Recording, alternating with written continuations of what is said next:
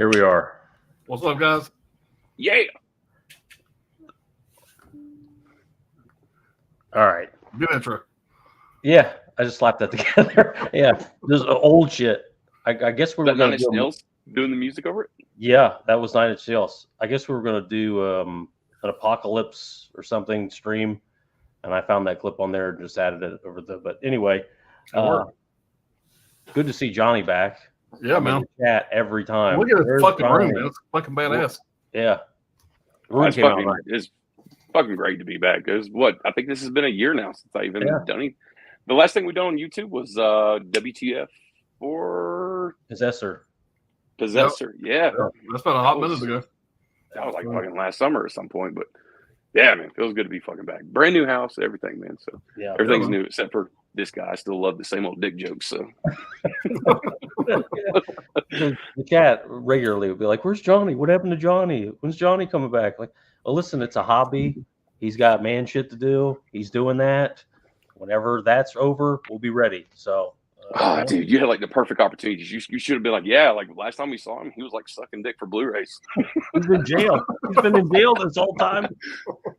Anybody that's ever moved and with family know what it's like. It's a fucking process. It's a whole new level of fucking stress and busyness and no time. Sucks all your time away. Yeah. Never want to do it again. That's for sure. We're here. We're not here to talk about old shit. We're not here to talk about old shit. Me and Johnny, we've been talking. The Arrow sale came up.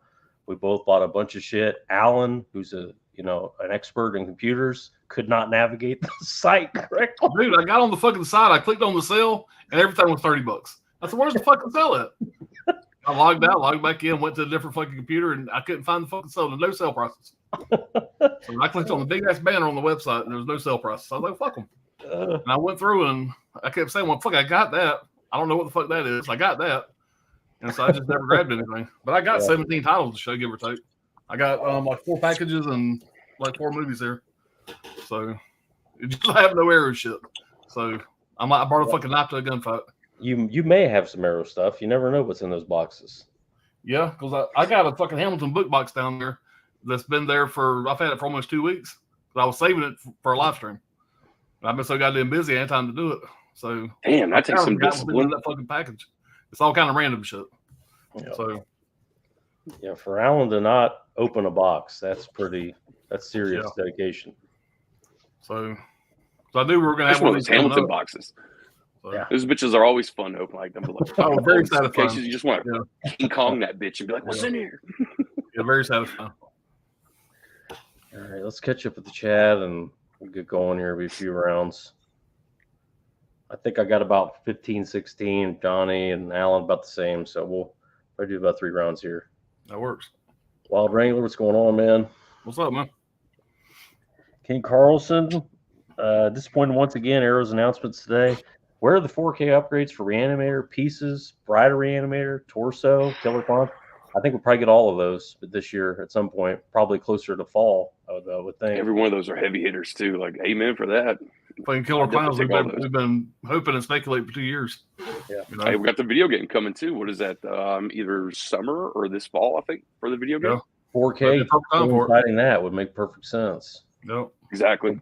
But we did get Narc, which, I do like Narc. But I've just very interesting choice for Arrow to do a 4K of that. And I'm sure a lot of people are like, what is this? What is this movie? And then they'll watch it and go, why would anybody want this? Because it's a brutal fucking movie. I mean, it's not a fun cop movie at all. But I like it. And it's the only way to get it on Blu-ray is in that stupid imprint set. So you got to spend $175 to get that imprint set, or you can buy the Arrow 4K. Right. Fuck imprint. You got it out. Everybody's saying, what's up? Holland, what's going on? What's up, Holland? Corey, what's going on, man? Tony's here. What's up, Tony? What's up, Tony? What's up, Tony? Wrangler, always medicated. I don't know what this is. I couldn't become a hero, so I decided to get a job. Again, dude, Just lower your dose a little bit. Give you a little bit more context. Yeah. Hagen, what's going on, man? What's up, Hagen? But hope you like your new job, though. Yeah. Jeff, what's up? So, Everybody's saying, what's going on? Mikey, what's going on, Mikey? what's going on, Mike? Well, Wrangler says he got the Kino Leviathan and the Boogoons. Not bad.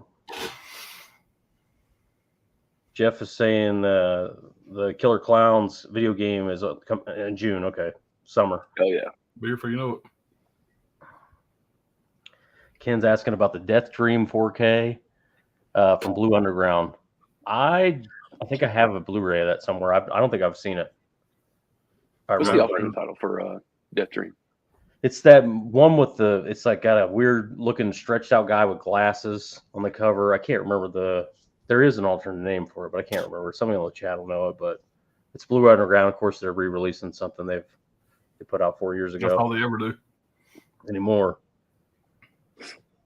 Caveman, what's going on? Saying hey to Johnny. What's up, Caveman? Well, Hope you're doing good, man. everybody's saying hey to Caveman. Hagen, I watched Leviathan the other day. Good special effects. The creature. I've been meaning to check that out. That's one Alan's been telling me to watch forever. Yeah, man, it's solid. It's solid, though. Never got around to it for whatever reason. I would say, obviously, the best is the best. They had the money. But then you have Leviathan, and then you have Deep Star 6. All three of those came out the same year. It was a big year for underwater action movies, sci-fi movies, whatever you want to call it. But Leviathan's a solid movie, man. It's good. All right. So Deep Star 6, Leviathan. What was the third one? Was it The Abyss? The Abyss. Okay. Yeah. Probably all getting 4Ks this year. All right, I'm going to go first here, and we'll see what Alan's got in. I got about 5 here. I ended up, first of all, the Aero box came soaked. Whoever it was, FedEx or wherever, dropped it off, just left it out. I'll see the picture you sent me. Yeah, but this happened a few days ago, before the sale.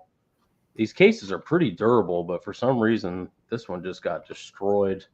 So I went and bought, while I was on the sale, I bought 5 empty cases.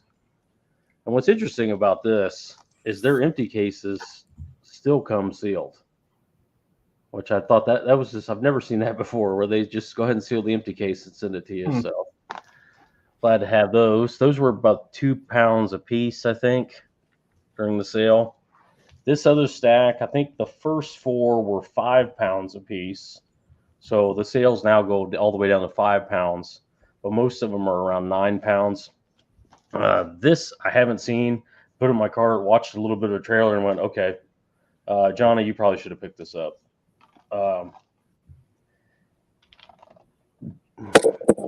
Jesus shows you the way to the highway. Watch a trailer for this. It looks crazy as hell. And for 5 pounds, I wasn't going to leave it there after watching the trailer. Watching just a little bit of the trailer. So I could swear I had that over here. I don't. The collector's edition. So it's like I've never even heard of this title before. I don't know when it came out, or but it's fairly new. I think it was 2018. I think it was released in 2022. I think from Arrow. I think something like that. It's bizarre. Listen, I can tell you from that little bit of the trailer I saw, it's bizarre. But I mean, what this cover? What's going on there? There's somebody dressed like Batman. There's some sort of disabled person. Maybe another disabled person. I don't know what's going on here. Yeah, Miss Butterbean there. Yeah, this is. I'll definitely check that out. We're excited about that. This next one, I didn't even watch a trailer for it. $5. I just threw it in my cart and ended up leaving it there. The Lake Michigan Monster. No clue about this. I just saw Lake Michigan Monster and went, I have to have that. So, Great Lakes movie, Rust Belt area. I definitely want to check it out. Looks kind of independent. Hey, before you put that up, who's the director of that? Didn't we get a box set from that same director? Director. I thought Saban put out a box set. I thought maybe it was Arrow. Lake Michigan. Officer. I'm not seeing a director. Directs. Oh, writes and directs. Ryland Brickson and Cole Twos. Okay. Writer director. I kind of remember when this set came out, that was also announced at the same time. So that's probably where I'm getting them mixed up because I just thought they did that individually and you have to get it separate. Yeah. Completely different thing. My bad. Oh, no worries. This I did watch a trailer for. I think it was 2018. This looks crazy as hell. Burst City. It's J horror, some kind of J horror crazy, thing. There's a lot of wild shit going on in this. If you watch the trailer for this one, again, for £5, definitely going to try that. But yeah, very interested in this one. Man, £5, but hell's not renting it. Yeah. Well, the cases are £2 alone, so really it's like £3. So yeah, I'll give it a shot. And like I said, it's a lot of badass shit going on the cover, and the trailer's crazy. So this is another one I watched just a little bit of a trailer of. I went on IMDb and checked it out. It's listed as a dark sci-fi. Again, £5. Why not check it out? Anara. If you look on IMDb, it's like red for violence and language and all this stuff. So again, $5, £5. I'll give it a shot. Anybody know anything about these in the chat? But like I said, dark sci-fi. I'll check it out. I'm interested in that. This last one, I have the Synapse Films Ultra Limited Edition of this, whatever it was, and I like the movie. I'm not like a crazy Argento guy, so I figure I'll sell off the limited edition and just stick with the Arrow Standard Edition. I like this art a lot for Tenebrae, so kind of a lot, not an upgrade, a downgrade. This was not £5. This was a $9, I think. Right. So that's it for this round. Let's catch up with the chat, or my portion of this round. Come on. Some of my movies are not near as gritty as yours. Well, those first four were blind buys. Like I said, for £20, why not? I didn't really, and if I don't like them, I'm sure those will go right on Johnny Walker's shelves, no problem. Yeah, Mikey, that one that was damaged was actually damaged here, and I really don't know how I did it, but I pulled it out of the toad and it was fucked up. But yeah, I'm the same way. Chubbs, what's going on, man? What's up, man? You're saying what's up to Chubbs. We're saying hey to Mikey. Miss Caveman, what's going on? What's going on? Holland, Lake Michigan Monster is not as cool as it sounds. Damn it. Well, that fucking bearded guy screaming on the cover, man. Come on, yeah, how could that be bad? Holland's like, just wait. Just watch that fucking thing. For it. Hey, it came with the slip. Okay, there you go. That's got to be worth something. While Wrangler Tenebrae could not be made today. Absolutely not. I do like Tenebrae, but I'm a bigger fan of Opera and some of his other ones. But all right, let's see what Alan grabbed. All right, now be warned. Like I said, some of mine are not. Let's going to do this one first. Get this fucking thing out of the way. I'm an A24 guy. I picked up fucking Priscilla. I'm married. I got a woman in the house. She'll watch it. But I got all the A24, so you know that is. I ain't broke. I'm still the same guy. Just not quite as plugged up as I used to be. But got Priscilla. Get that out of the way first. I did get Leviathan 4K. Have not had a chance to watch it yet. It just came in yesterday. So definitely excited to check out the 4K transfer on this. Fucking great movie. You haven't seen it, you can pick that up. Yeah. One of my favorite movies. I can't believe it went in the collection. I got it a couple weeks ago. Falling Down. Oh, yeah. Man, this movie holds up. Man, I fucking love this movie, man. Might be the best thing Michael Douglas has ever done. Amen. It's just fantastic. And the older I get, the more this guy kind of becomes my spirit animal a little bit. Well, yeah, a little bit. So a lot of shit he does makes sense. Yeah. Picked up Footloose, man. I'm an 80s guy. This is a staple, man. I had to grab it. Love Kevin Bacon. And I thought this was kind of unique. Whatever. I just opened this up tonight. You got the slipcover on. You got the J card on the back, and behind the J card, you got the fucking poster glued to the fucking steelbook. So it was like behind the fucking J card. Never seen that before. But yeah, you just got the fucking classic goddamn poster I'll never do nothing with. But yeah, I knew with this getting 4K, I was gonna pick it up. Like I said, Footloose, man, it's an 80 staple. All right, I got a couple packages to open here, so we're gonna y'all bear with me here while I struggle.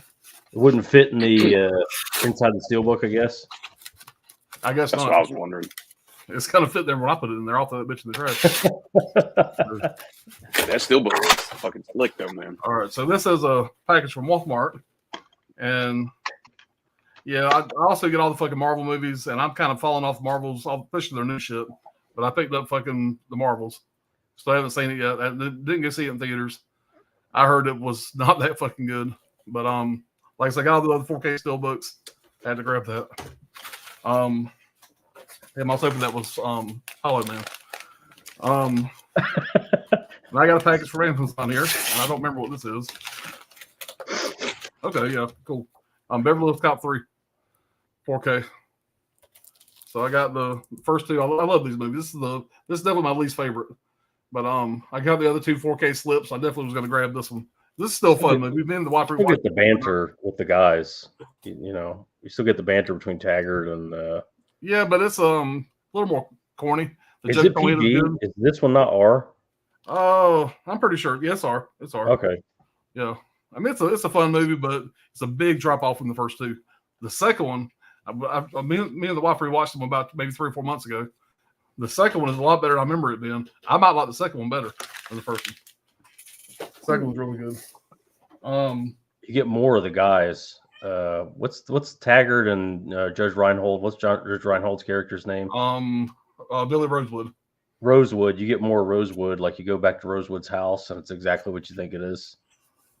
You got all the Rambo shit hanging up everywhere, and yeah, closet door and shit full of guns. Yeah. You got that big bitch, whatever that big old what's her name?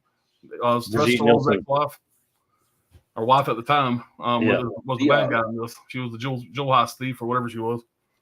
I don't remember if my memory's correct or not, but the opening for part 2 is where they go to the warehouse and Axel's lieutenant gets shot and killed, right? That's part 3. My bad. That's the I was about to say 3. that. The guy who actually played the sergeant, lieutenant, whatever, he was actually the mayor of that city they were shooting. And I was like, yeah. It's cliche now, but back in the day, man, he did a good job being the police chief that comes in screaming. He was always funny. Him and Eddie Murphy were always great together. Fucking blood pressure was always like 250 over 140. Yeah. What was the line in part 1? He said, "The mayor chewed my ass out. You see, I ain't got none of it left." And as he's walking off, he said, "Hey, man, you still got a little bit of ass left." Yes. Those movies are fucking great, man. I watched them so many times growing up. But fucking Marvels. God damn it. It is a good looking steelbook. I didn't even show the fucking steelbook. I mean, all the steelbooks for Marvels look great. I mean, I guess the fucking cat on the back. But yeah, I heard this movie was just fucking garbage. But anyway. A lot of cats going on in that, I guess. Yeah, I guess.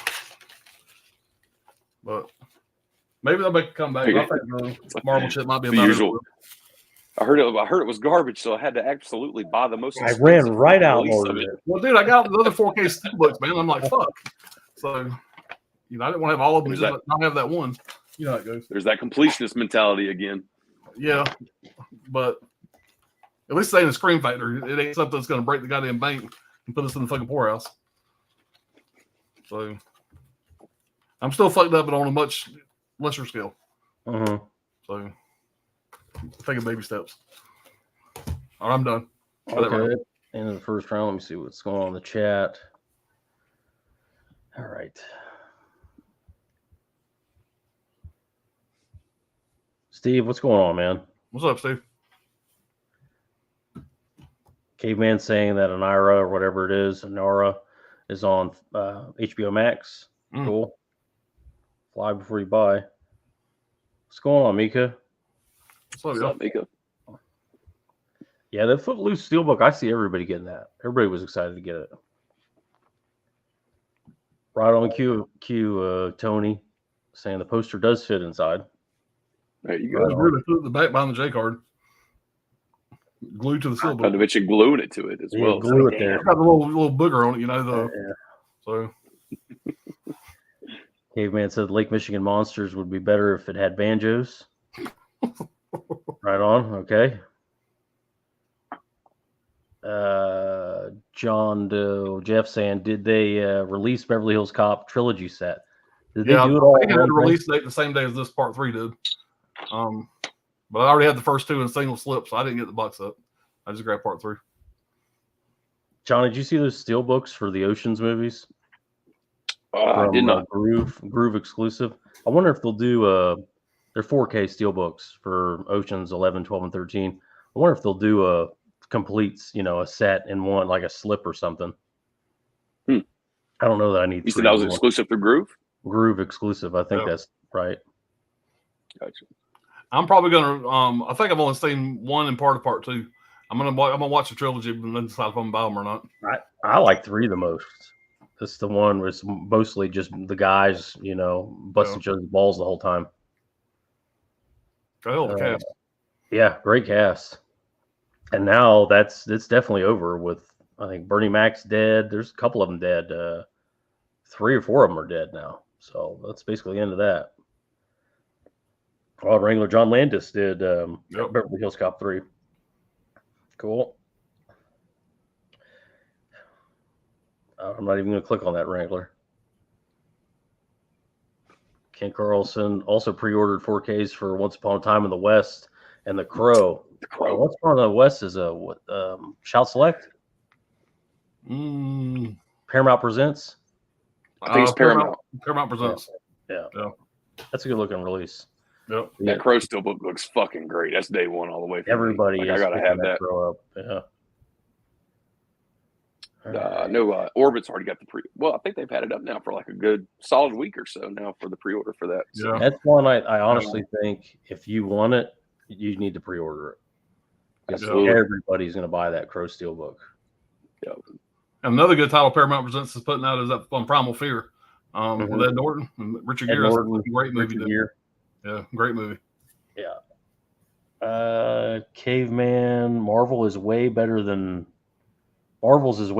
Madame Web, I bet. Yeah, I heard Madame Web was fucking atrocious. I've heard nothing good about it. All right. This round, we'll just go through everybody's round, and then we'll catch up with the chat here. All right. I could have swore I had an old Kino steelbook of this. I couldn't find it. So I went ahead and picked up another copy of Rawhead Rex. This was 9 pounds. Don't know. You got to check out the reverse art of that. But maybe you just sent me a copy of it. Did I? Yeah. Well, there you go. So that's where that went. Send me the Handsome Boy edition, or whatever the fuck it's called. No, that was something else, and that was oh yeah, that was fucking not Rawhead Rex. That was God damn it, what's his name? Psycho Gorman. Yeah. Okay. Yeah, not this. There was a steelbook of this from Kino, and then there's a 4K from Kino, but I had the steelbook and I can't find it. Maybe I'll give it away, but yeah. So I don't think I'm Rawhead Rex. I probably should have jumped on this damn sale better. You sure you don't have the Kino? That seems like you would have that Kino. I want to check out the. Yeah, I remember during the sale, Kino was like selling that damn steelbook for like $5, and even though I already had the slipcover, the original slipcover release, I was like, for $5, I'll get the steel too. Fuck it. Yeah. The artwork on the Arrow, though, I'll say this: the other one that you had the displayed on the front. Man, that artwork looks so fucking sick, man. That's still my favorite artwork. Yeah, I just wanted to see what the other side was. Yeah, other side's much better. Yeah, I don't know. You jump into the special features there. I think you're going to be a little surprised what how Clive Barker kind of pulled the Stephen King trick there for a little bit, where he was like, "I don't want my name on this shit." Kind of a similar story. Typical Arrow, pack bonus features. But like I said, for 9, I'll take it. These other 4, this was a Johnny Walker recommendation. I'd heard of this movie. I don't remember seeing it, but it looks fucking weird as hell. But I think Vinicio also recommended this, and it's think this is 68 or 71. The baby. Fucking weird. I watched a little bit of the trailer and I was like, okay, I'll get it. But this I don't have a lot of hopes for this one, but it looks fucking crazy as hell. But yeah, I'll definitely check this out. What does it say on the back? What goes on in the nursery? What does it say? What goes on in the nursery isn't for kids. There you go. Yeah, way before. It'd been quite a few years before Arrow ever put that out, but that was actually a Severin title to begin with. And then they kind of lost their license for it. That seems like a Severin title. It is. These next two, this is a trilogy, but I only got two. I didn't see the third one in the sale. These were recommendations from Vinicio. He puts these over pretty highly. They're J horror. I think they're from the 80s. But Orgies of Edo. Something with that bull. Who knows what the hell's going on with that? You guys ever seen this? I know, Johnny, you haven't seen this. Nope. But I don't know what they're about. Benicio loved them. And the second one, Inferno of Torture. Another J horror type thing. This motherfucker showing Inferno of Torture. I'm showing Priscilla. Yeah. The wrong fucking stream. Fucking Footloose. That first round was rough for me, guys. Sorry. But it just got worked out. And this, I think Johnny hyped me to this being in the sale. I think this was £10, but it is 3 movies. The Bloodthirsty Trilogy, Vampire Doll, Lake of Dracula, and Evil of Dracula. I think these are these Bollywood or Indonesian? I think they're Indonesian horror films. I remember you asking me about them. I'm fucking stoked that you got the slipcover edition because I would assume that's been long gone by now, but that's awesome. You got it. I haven't seen none of those movies, man, but I remember being like in a store and I picked it up and read the back of it. And I was like, yeah, I'm going home with this. Sat on the shelf for like 5 years. I still haven't watched it. I think they're Indonesian, and it says language Japanese. Okay, so maybe it's just more J horror. But either it's like way, 60s and 70s flicks, right? Yeah, I thought it was early 70s, but I think that's the last one in that pile. Let's see what Alan's next round was here. All right, I got 2 boxes. I'm just gonna do another box here, and this is a box from Orbit, which is always fun to get. My favorite store. I would say 85% of my movies come from Orbit. It seems like I get a lot of these boxes in the mail. All right, what do we got here? God damn, this ain't gonna help much. I did get Darkman Steelbook. So open that in a minute and I'll show that off. And I also got the Darkman Slip. Well, Tony's my hero. Yeah. So every edition possible. I gotta get all the Screen Factory shit. Collector's edition wise anyway. And I am just now getting into collecting all the Steelbooks, so I'm grabbing the Steelbooks as they come out. God damn. Oh, this is worse than Priscilla. The fuck is the Terms of Endearment? It's the fucking Paramount Presents, goddammit. Did that come with my doll or? My wife loves this fucking movie. Come on. Anyway, it's fucking Spine number 42, and I wasn't gonna get it. I ended up getting Hustle and Flow. And I went, God damn it! So I went. Are they throwing that baby out the window? I mean, is it horror or what is it? Dude, it's got Shane Nicholson in it, so it might have some redeeming qualities.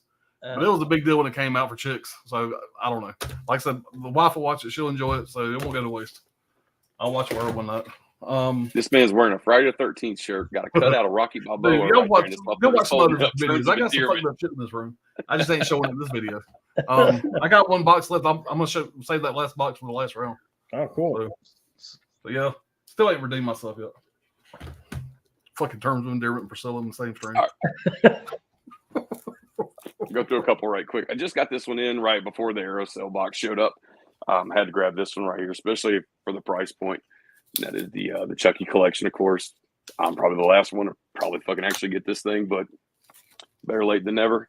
I think I paid like $96 for this, and I think for the first 3 Chucky movies from Screen Factory with that fucking bundle was like $260. So yeah, not gonna buy the rest of them from Screen Factory. I'm good to go. You already with this got the one. 4K fucking discs. You're good.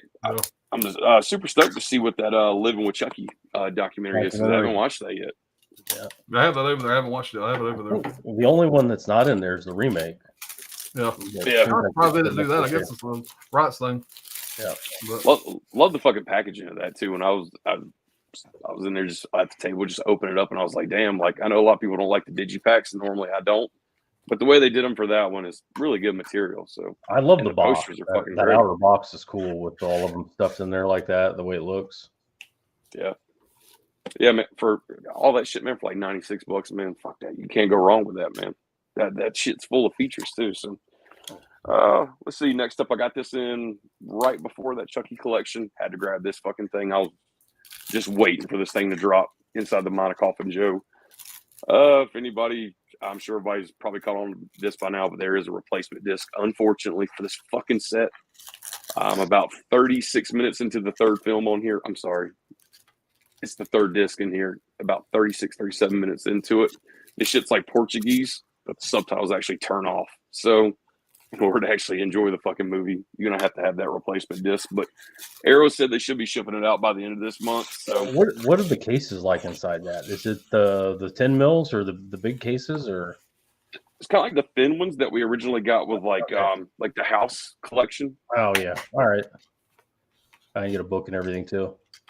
Yeah, I think that was another one right there, just like $100 set. But I'll say this for anybody who goes out and grabs this shit, this is not for everybody. I would assume some people would watch this shit and just be like, I don't get what the hype is. I don't know why everybody's fucking jizzing over this thing. But if you like old school Gothic horror, especially something a little bit different than American Gothic, this would be the way to go for you right here. I can't justify every movie, but the first two movies are fucking great. All right, tell you what, I got this in the day before the Arrow video sale. Mad fucking shout out to Cody, who always keeps sending me this fucking great shit. I missed out on this a long time ago while this was coming out. I was fucking in the midst of chaos, moving and all kinds of shit, and just wasn't paying attention to nothing. And thankfully, he was looking out for me, snagged me up. Four Flies on Gray Velvet. Still have not seen this movie yet, so it's gonna be nice. Open this ship. It's a 4-disc set, CD soundtrack. I was like, fuck yeah. So it's a nice release. Fucking mad kudos to him, man. I can. Are they still selling at the convention now, but refuse to sell it on the website still? Convention only, yeah. And here's another one he sent me right here, which is I haven't watched this movie. I think I've only seen one movie by this director, and I think that was Serial Mom. I haven't watched the rest of his shit, but of course he sent me Pink Flamingos. Oh yeah, naturally, yeah. So can't wait to sit down with the missus over there and give this a watch. Bring the kids. If you want to, I'll go through the box, or you want to kind of loop back around, whatever you want to do. Don't matter. Yeah, how many you got left? 10. You got 10 left. Okay, I got like 6 left. Okay. I got probably a couple more. All right. So Brad had pointed this out to me at the very beginning of the sale, and of course I had to have it. Nothing other than a great companion piece to go with this great set from Criterion, but Arrow actually has the book. So, oh damn, fucking had to have that. Looking at about 168, 170 pages.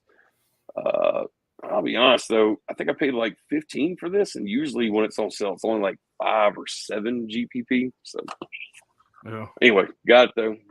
Yeah, John, we still got to finish these last 2 movies, man. That first one was fucking bad to the bone, man. So there's 6 movies in there, man. So we got 5 more to go. Oh shit! Yeah.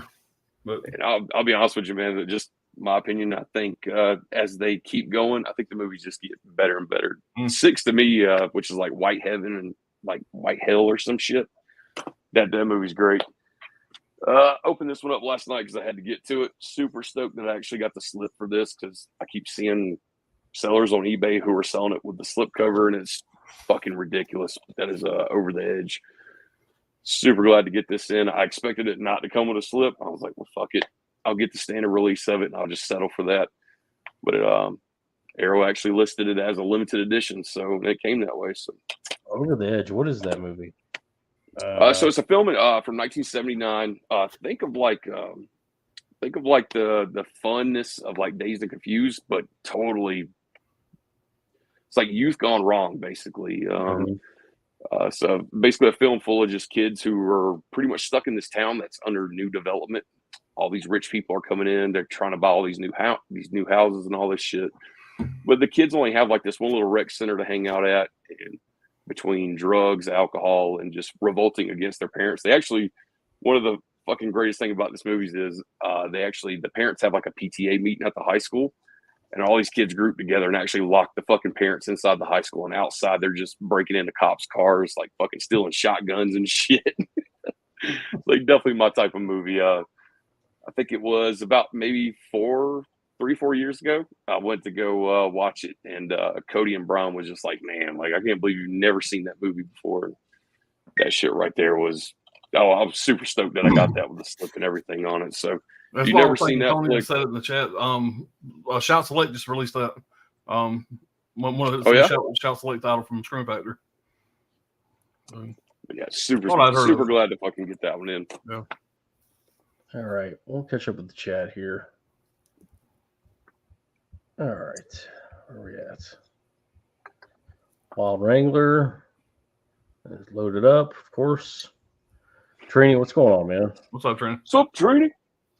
Yeah.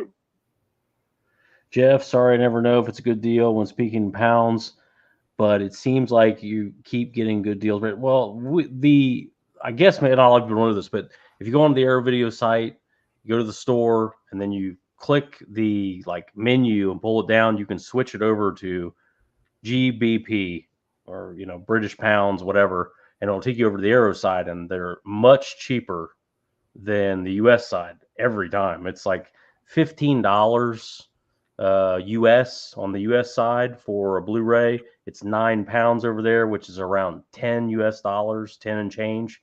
And then you're going to pay tax and shipping. You're going to be around 11. But if you buy bulk, if you buy like we're buying 10, 12 titles, and if you have points, you use your points, your Arrow points, it'll delete the shipping and tax and everything. And you're basically getting them for $10 a piece. So that's the way I look, and I just kind of wait until the sale happens and do it that way. But sorry, I'm not sure. No fucking idea. Caveman excited about the Footloose Steelbook, but not excited for what they have said about the actual 4K transfer. Yeah, I haven't heard that, but judge for I yourself. thought there was a few man. scenes, whatever, that was a little grainy, didn't look great, but I've also heard the majority of the movie looks okay. Yeah. So, Dude, you never know anymore. Like I said, I hear somebody like trashing the thing, and I'm like, I reserve judgment until I watch it. Because I had it on VHS. I'm sure Absolutely. it's going to be an upgrade from VHS. there's so many people like they'll just parrot what they heard. They heard somebody didn't like the transfer and just go, "Oh, that transfer is dog shit. I'm not buying that." You weren't fucking buying it anyway. You broke ass. You know what I mean? Like I hate that. Like when they just parrot. Did you actually watch it, or do you actually know what you're talking about, or did you hear the films that fuck say that the transfer was bad or whatever? But that's not his name anymore. He changed Fucking it. Jeff. He changed it. Yeah. Look, it's great if you can keep your expectations like, well, look, as long as it looks better than VHS, I'm completely happy. Like, you're not gonna fucking lose. Like, it's a win-win. I'm half blind anyway, dude. All this shit looks fantastic. I mean, I'm happy. So Yeah. compared to what we used to get, I used to love what we used to get back in the day. It didn't bother me. Get the tracking just right. It was awesome. Slept beside the TV a couple times. Yeah. While Wrangler is saying the baby is strange, coming from Wrangler on all the fucking drugs. He thought it was strange. So, gotta say I'm excited about that. Chubbs loves Rawhead Rex, one of the only monsters you can see running full sprint chasing people. Cool. I haven't seen it since, I don't even know. I don't think I ever even opened that steelbook from Kino and either gave it away or traded it or whatever. While Wrangler, I own bloodthirsty Japanese vampires. Okay, is that in one? That's got to be in that set, I guess. Yeah, the Bloodthirsty trilogy. Caveman, not too many people are excited about the Departed 4K Steelbook, but I guess the Crow and Ocean movies are still in the spotlight. Yeah, I'm excited about Departed in 4K. Yeah. I'd like a slip, and I honestly think the Departed UK release will be from Arrow. That's what I'm kind of waiting to see what happens with that, because like they did Wolf of Wall Street, I could totally see them doing a 4K limited edition for the Departed. So, and that's the movie I'll definitely double dip for. I'll be fine. I got the 4K coming. Yeah. But I'm just curious, how well do you think Hugo actually sold for Arrow Video? Not good. Exactly. Not good. Was that the UK? Was that UK only? Hugo? I'm not sure, but I remember when they announced I it, didn't and the only buy thing it. I could think I never was like, considered oh, there buying were it. so many more options. Yeah, they're like, oh, it's Martin Scorsese. Why not? Maybe they had a deal. You know, What's the announcement? Area just came out. The 4K of it's called Crimson Peak. Is that what it's called? Yeah. They originally had the Blu-ray for it, but they're They repackaging announced it. the 4K release of it.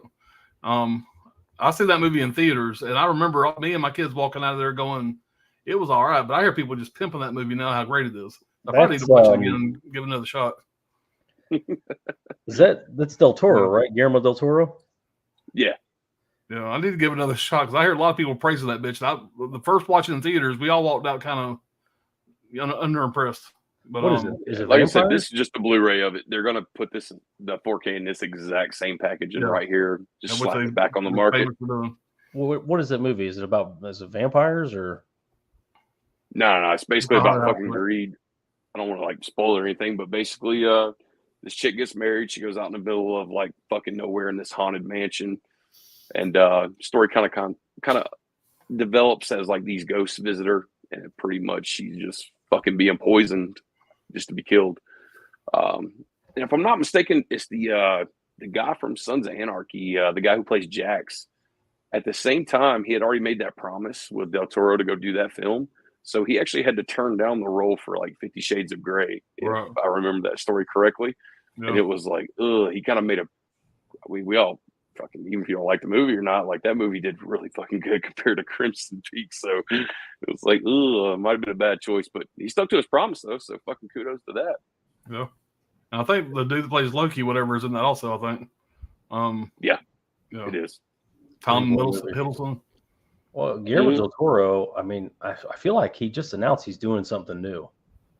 I can't remember, but he's got something new coming out that sounded interesting. It's a remake of like Frankenstein or something. I don't know. But get caught up with the chat here. We're just hated Trini, scourge of the community. Sydney, what's going on, man? What's up, Sydney? What's up? Football season's over. Don't cut your wrists. Jesus Christ. Jeff, I'll be in orbit in 1 week. Oh, cool, man. Hell yeah. Leave some of your money at home. You know, Alan went to orbit, and Johnny was talking about it. I don't know if that was backstage or not. But Alan got a bunch of money. It's just, if I was to lay odds that any of that money came back that he sold those titles for in orbit, I wouldn't have bet that any of that money would have came back. I would have bet it all got reinvested right there at orbit. But you got to realize also we had come back from a 4-day vacation in the mountains of the bin cabin. So we already dropped a shitload of money. The wife and daughter had been to the outlet malls. Yeah. So the pocketbook was smoking a little bit. So by the time we got there, that money, plus it was almost Christmas. This was Thanksgiving. And so if it wouldn't have been close to the holidays like that, say I'd put in January, February, somewhere around there, I'd have been fucked. That money wouldn't have right back in his pocket. But I needed that for Santa Claus and other shit. So I did buy a couple movies, but not much. Yeah. So Jedi level. Wild Wrangler asking Alan if he got the Funeral Home special edition from Scream Factory. Yeah, it's I do have it. I showed it one of the last videos. Did we ever get any clarification on what that means? I emailed Scream Factory because I'm an idiot, and they never responded, not a fucking word. So I can only assume they have no idea. Yeah, fucking say special edition. These motherfuckers will buy it. Did you hear about that, Johnny? Where it's not a collector's edition; it's a special. Now they got a special edition. Yeah. Jennifer 8 and Funeral Home are the two special editions. Are there numbers on the spine? What's that? Are there numbers on the spine? No.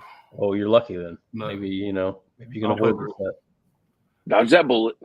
Yeah. I think the only ones they have with numbers on the spine is the Shout Selects. But I can't believe they didn't do that because some people are suckers for that. Some people have a problem. Nobody here. I'm just saying in general. Yeah. I mean, just because I bought Terms of Endearment because it has a fucking spine number, don't judge. Listen, this is a judgment-free zone here. But I'm towing that fucking line though. Sydney nearly watched 100 movies on Tubi. Oh God, is that this month? Probably maybe this year. Man, it's fucking amazing how fucking many movies you can find on Tubi. Yeah. You know, when I'm trying to find something, I see a weird title being released, and I want to look for it. Tubi always seems to have it. Vinegar Syndrome. If you're looking to blind buy, go to Tubi first. Absolutely. That's still a subscription right there. I said it from the beginning. I would more than happily pay a monthly subscription price just to take away the fucking ads because I use it so much. Yeah. But hey, ad revenue. We all know the game. Yeah. It's really the only way they make the money. The subscriptions usually just go towards securing new releases, new titles to stream.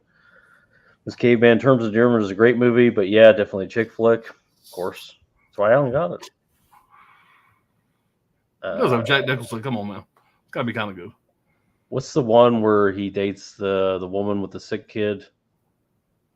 That was the last time I was duped by that. Oh, it's got Jack Nicholson in it. So, of course, I want to see it. I don't remember what the fuck it was called, but he's like a writer and he's like a prick. And he ends up taking care of this gay little dog.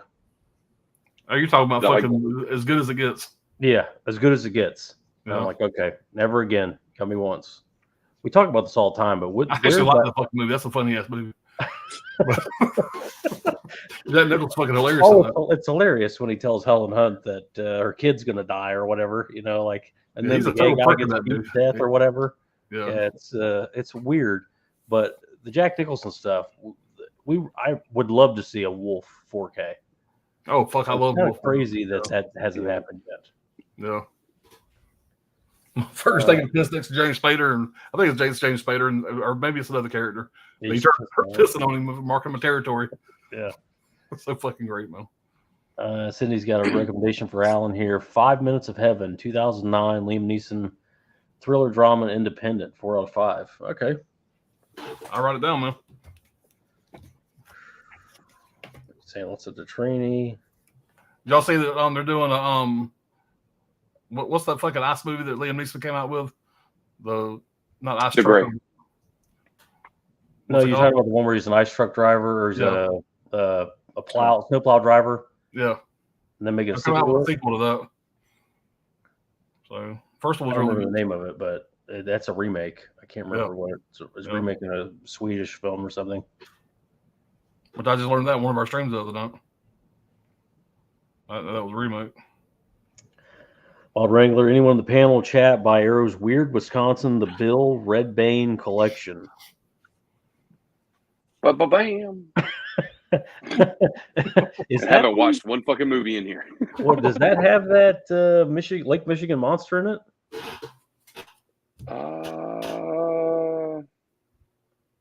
It doesn't. I don't know what, I didn't even know about that release. When the hell did that come out? I think this was around like the same time as he came from the swamp in that Lake Michigan release, man. These were like simultaneously, like back to back, if my memory serves me correctly. That's why I was asking you, like, if it's the same director for that. Yeah, it didn't seem like it was. Okay. Yeah, apparently Bill Rebane. I have no idea about any of these films in this box set, but yeah, I got it though.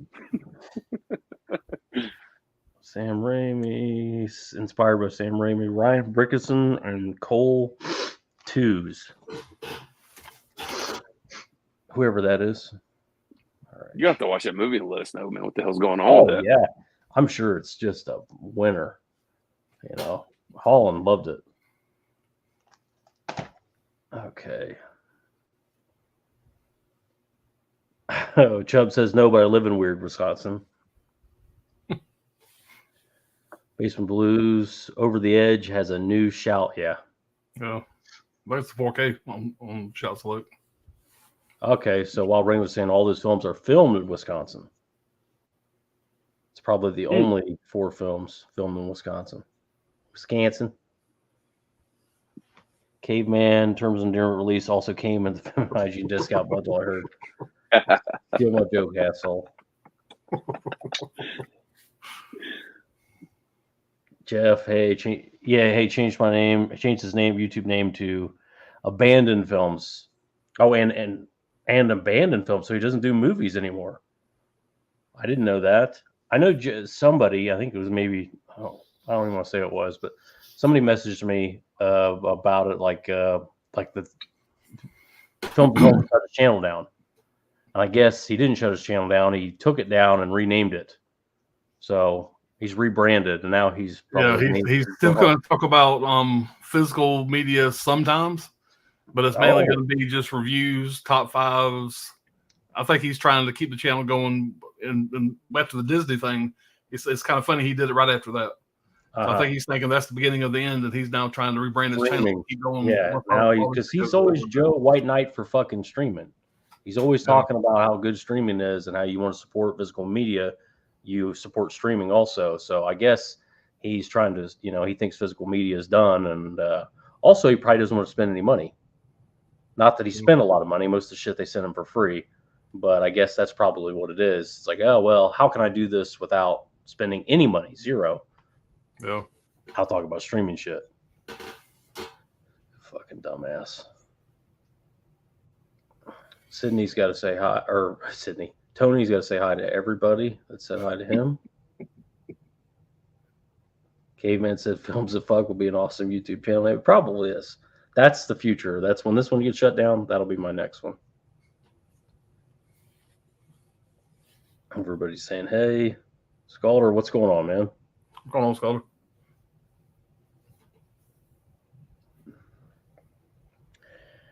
Holland says he's not a Crimson Peak fan himself. Yeah, I wasn't the first time I seen it, but I am willing to watch it again. I'm probably going to watch it again for I ain't going to buy that release till I watch it again. But I'm kind of confused on. I still don't know. Like, you say it's Ghost that's visiting this woman, and yeah, it's more like in the vein of like a haunted house kind of movie. But it's pretty much it's like one of those things where like the spirits in the house are trying to like give her like heed the warnings, and then she comes to find out there's something more sinister that's actually at play. The story, I'll say this: the story to me is like semi decent, but the cinematography in that fucking movie, like it's hard to top that one. It's like once you see it, even if you don't like the movie that much, the story, like you're not going to forget the cinematography. It's like watching Suspiria for the first time. You're like, fuck, man, that color palette's on a different level. That's what I got from it. I'm not trying to fucking compare that movie to Suspiria.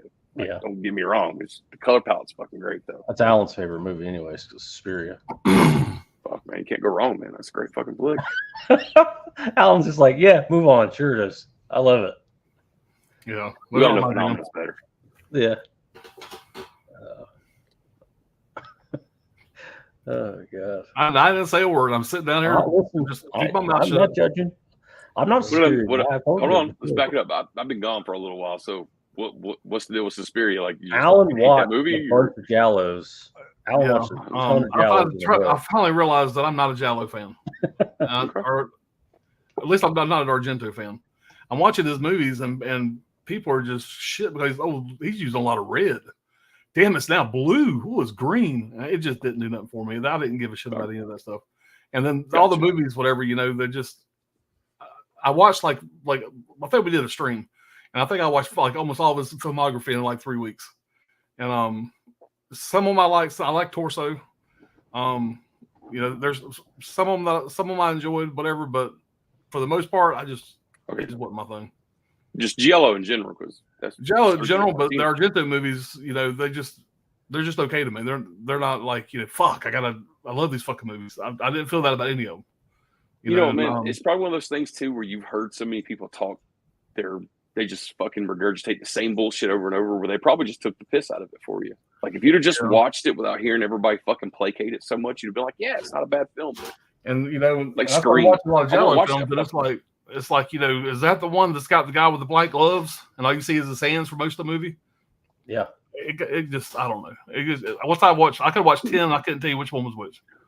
It's kind of like pretty much the synopsis for every Argento movie. Yeah. I mean, I can appreciate why people like it so much. I understand this is a genre that a lot of people really love. I appreciate that, but it's when I'm watching them, it's most of the time I'm waiting for it to get over with. And after I watched about 10, and I watched about 10 or 15 of them. I just said, man, I don't think this is for me. So I sold Dirk all my forgotten Giallo from Scream Factory. I mean, from Vinegar Syndrome. I had all those. I sold all those to Dirk. I said, I'm done with the Giallos. Not for me. So I understand why people like them so much. I mean, I can get it. But I mean, you like what you like, man. Okay. If you watch something like Suspiria, like I can totally understand if you're watching that with new eyes, going, this opening is awesome. You know, I really like the opening with the witch and arms and all that shit, the hairy arms and stuff, and then it just goes a complete hard right another direction. And then it goes back left for the end when the place is starting to fall apart. But I like it's that if you can get through the lull in the middle, to me, that's the hard part. What's the one with the fucking eyes? Was it Opera? Opera, yeah. That's probably my favorite. I would say that I watched. I really love Opera. Well, plus what's it got? Who's the Iron Maiden? The soundtrack. So it's very it's American style. I feel a little bit. So refresh my memory, man. But whenever you met what's his face from Synops, he pretty much told you like they blew their wad on the 4K for Suspiria, right? Like they were still trying to recoup money from that. And they have a long the rights are for decades for that or something like that, like 20 years. He's got a 20-year license for it, and the people that own it love what he did, so it's not going anywhere. So the Synapse 4K is the one to have if you want Suspiria. Nice. Caught up with the chat, and we got the last round here to do. I'm fucking showing terms of endearment. I'm shitting on fucking Jolly movies. I already just shut my damn channel. Just shut the channel down already. It's enough. No, I mean, listen, I'm not. I like some Argentos. I don't even own a copy of Suspiria. It's one of those movies I saw once. I don't need to ever watch it again because I feel, in my opinion, the opening is incredible. I wanted more of that opening. No. I didn't need the drama at the dance academy and all that. I liked where it was, going. And ever since I saw that fucking Argento cut of Dawn of the Dead, he's been on my shit list anyway. What the hell was that? What are you even doing? Why? Who told you should even like? I don't even know why he even has a cut of that. He cut out the fucking helicopter kill, which is the most memorable scene. It's the most iconic scene in the history of the zombie movies. Yep. I don't know what. With that being said, what is it about, like with this sale, like you're pretty much okay, of course, hawking the limited edition. That's pretty expensive. And you got the regular standard edition for Tenebrae. What is it about that movie that's kind of like, okay, like I do like this movie enough to have it in my collection? Like that would be like, if I was to have a top 5 Argento, it would be in there. I just like it's relentless and it's faster than his other movies. To me, but I also like Trauma a lot because it's so fucking bizarre and weird. But I just, for some reason, like I can't get into this slower stuff, if that makes sense. I like a slow. Crystal Plumage is like not even on your radar. It's like, okay, like no. Or Cat of Nine Tails. No, his slower stuff just doesn't do it for me. I like the stuff opera just doesn't stop the whole time. And there's so much wild shit in opera. The fucking crows are like, part of the story. It's just a weird, really weird story. And the killer is, whoever saw that before with the tape and all that, you could keep your eyes open and, taping that shit on the eyes. It just seemed very inventive to me. Suspiria is just, I don't know, just a little clunky. But yeah, it looks really good. All right. That's where I lost my star here. Tony's saying I want a Witches of Eastwick 4K. 4K. Jack Nicholson, Daryl Hannah, I think Cher, and maybe Susan Sarandon. That sounds like on HBO every fucking day back in the day. Yeah. Show it all the time. Being a kid watching that movie for the first time, everybody knows it, but there's a certain scene in there that'll fucking scar you for the rest of your life. Anthony, what's going on, man? What's going on, Anthony? Hugo is the most Criterion Peakies out type of film. I'm shocked that Arrow Video got that one over Criterion. Fucking Hugo. I wonder if it's just the UK release, and there'll be a US Criterion, because Criterion gets a lot of Scorsese movies. So who knows? Yeah, it's an odd one. Saying what's up. Caveman movies. Frankenstein is listed as being in production, so I guess that is Guillermo del Toro's next thing. Be interesting. Everybody's saying what's up to Anthony.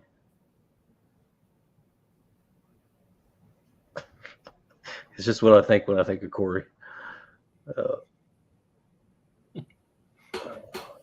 Let's see.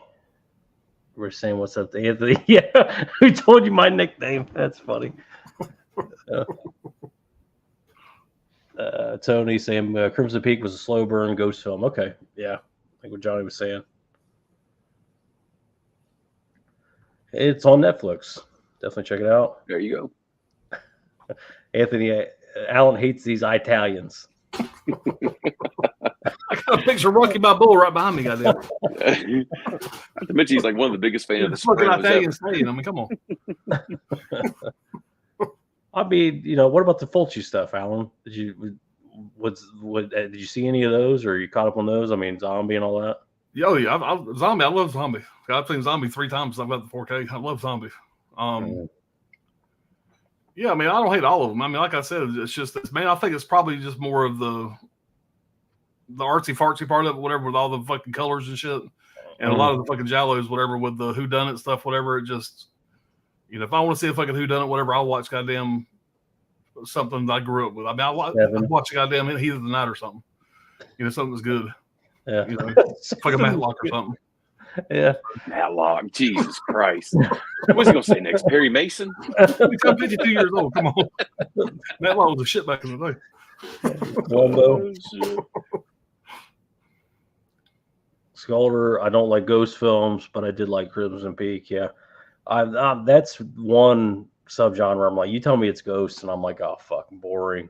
Who cares if the thing can't touch you? Who gives a fuck? But very few that I actually like The Changeling, and what's the one? The guy from fucking Saw made, The Conjuring. That's a good one. I'm generally ghosts don't do it for me either. And so I agree. Mikey, the late Cliff Burton, Metallica bassist. I love the helicopter scene. Yeah, I love that helicopter scene. Yeah, I don't know why. I think Argento was just trying to be an asshole and going, we don't need this. Cut this. He claimed that the American humor would not translate over well with like the British and everybody else. And it's like, well, how do you know what's transparent and what's not? Yeah, well, they love our shit, so should let exactly. He's an embarrassment. Fucker. Sydney, movie recommendations: The Informer, 2019, action, crime, thriller. Joe Kinnaman, Rosamund Pike. That sounds pretty good, man. The Informer. That sounds like a pretty good cast. Have to check that out. Did you see the documentary, the new Argento documentary, Johnny? Oh, man. You know what? I actually clicked it, and I probably watched like the first 20 minutes of it. And I was just one of those things where I put something on before I went to bed. And I remember just seeing a little bit of it, but I did not watch the whole thing. I keep hearing it's one of those don't meet your heroes type things because he's fucking kind of an asshole and weird, in it. Man, Argento himself, man, like even like going through his filmography and you're trying to track down like interviews and all this shit that he's done, you could tell, man, like that's not a dude you would sit across from the table with and play poker. Like you'd be done stomped his fucking ass, like quick. He's an artist. I mean, he's probably a fussy, prissy, bitch. He's a weirdo. I mean, listen, I think he's made some really good movies, and I that last one he did with that blind hooker that he came out with, Dark Glasses, I thought was pretty good. Yeah.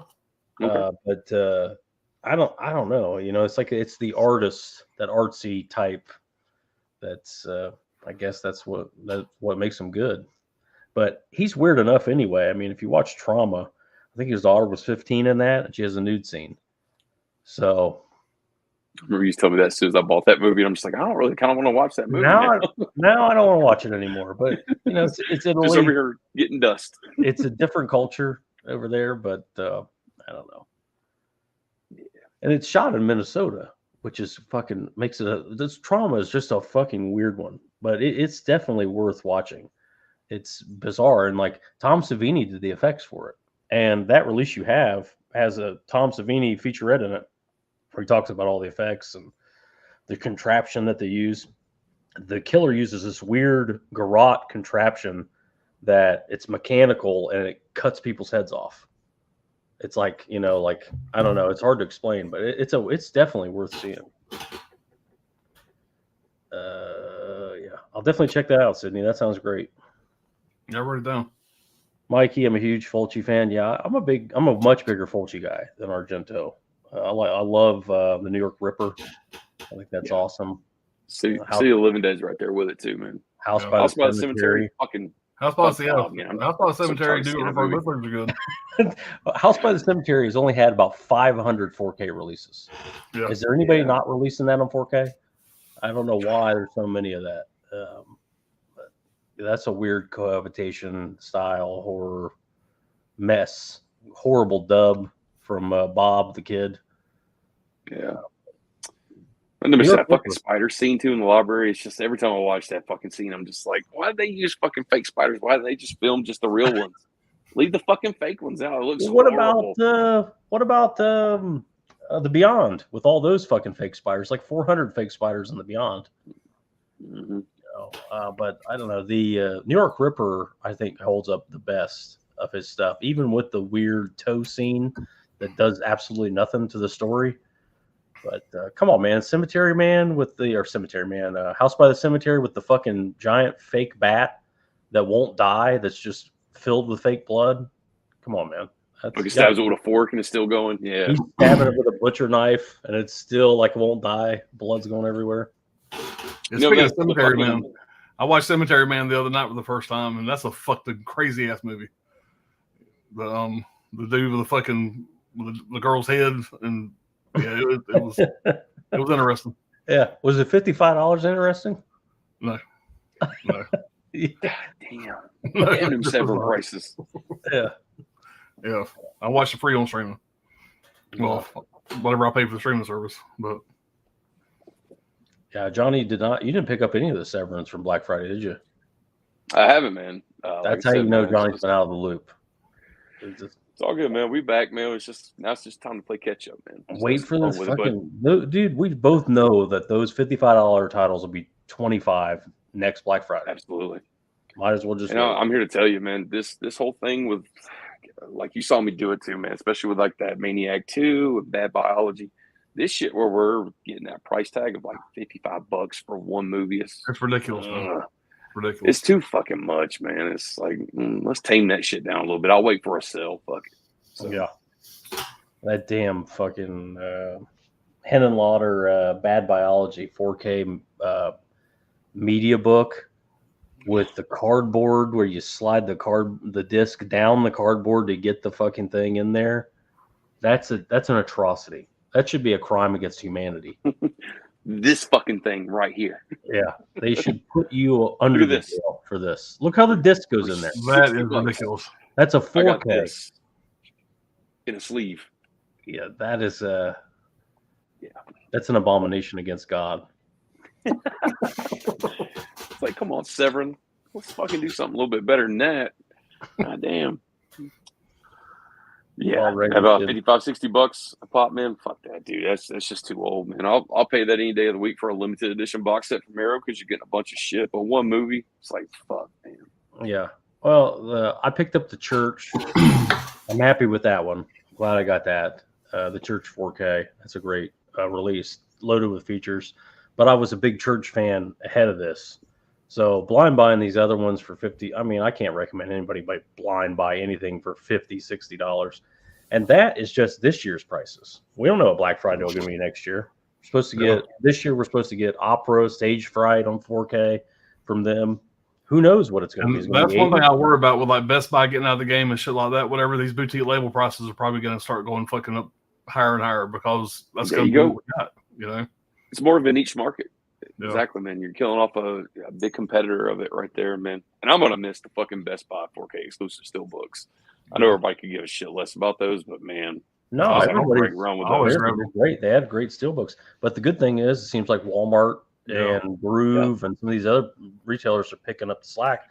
And I've seen a few people's videos doing Walmart haul stuff, whatever, like Walmart in-store videos that Walmart's putting up like steelbook walls, in caps, whatever. So I've been meaning to go to mine and check mine out, but yeah. So maybe they'll pick up slack. Looks like they are. Fingers crossed, man. Let them do it too, man. If anybody can do it, man, it's fucking Walmart. Yeah, if there's money to be made, they're gonna make it. Yeah. But it's not like I've heard, I haven't heard, but I've heard little rumblings of like, everybody's complaining about the prices. It's kind of tired. Listen, if 50, okay, 50, we're at 50. We talked about this years ago that it was going to be 50 before you know it. And here we are at 50. My thing is, where the fuck does it stop? How long before it's 100? I mean, why do we, it's just, if we don't do something, it's just going to keep going. If we can't boycott or something to try and keep the price, let's agree on, can we just shake on 40? Can we just have 40 for a release and be done with it? For a while, give us that for 5 years or something before you jack it up again. But I think the theory is, well, maybe with a company like Severance, like, okay, well, it was 45 last year. It's 55 this year. Let's try 65 Black Friday and see what the sales do. And if the sales continue to climb, we'll just make it 75 next year, and on it'll go. You got a point, man. It'd be interesting to see us have this conversation after the next election. Let's see where that plays. Yeah, see how that works out. Yeah. I gotta watch out. I can't get political now. You already got in trouble for that once in the past. Political as fuck on my channel. I don't care. And Alan doesn't even want to multi-stream anymore, so he's just here. He's just here for the show. All Wrangler telling Alan Murder She Wrote. Of course. Yeah, fuck Angelina Berry, goddamn grandma. That's just for the old ladies. They got a superhero. So, yeah, we can't solve this one. Let's bring in the old lady crime writer to help discover the true identity of the killer. Yeah, I know. Now, my wife, on the other hand, her dad was old as fuck. So she watched all those old timey shows growing up, whatever. So Murder She Wrote, Matlock, she's all about those kind of shows. But I can't get into fucking Murder She Wrote. That's not my speed. Mm-hmm. Yeah. He's like Matlock and Perry Mason, though. It's a different fucking story. I mean, imagine you're the murderer in this. You're the murderer in this small town, and you're like, God damn it! I hope they don't call that old bitch. I hope she's having bunion surgery or something. Because if they call her in, I'm fucked. The first stop, if I murdered somebody in that town, my second stop would be that old bitch's house. Just smother her with a pillow. Break her hip. You get away scot free. No problem. Only thing I just heard was like premeditated charges right there. Wild Ring does not like ghost films. I'll blame you. Guys saying best line of the night. I want to watch something good. If I wanted to watch something good, I'd watch In the Heat of the Night. Carol O'Connor. That is fucking great. It is fucking great. Did anybody have a bigger TV career than Carol O'Connor? Well, his son also played in the series as well, right? Like Bub. Like what was his name? He was one of the deputies. Yep. That's the son that committed suicide. Yeah. I remember that story. Yeah. You think Carol O'Connor did All in the Family? He was old then, so I'm sure he had a big career before that. Did All in the Family for what, 15 years? However long that ran, forever.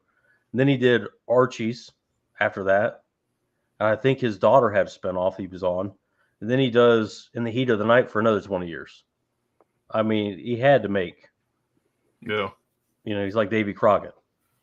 I mean, he had to be rich. Crazy rich. You just think All in the Family today, that show would be automatically considered racist. Like 100%.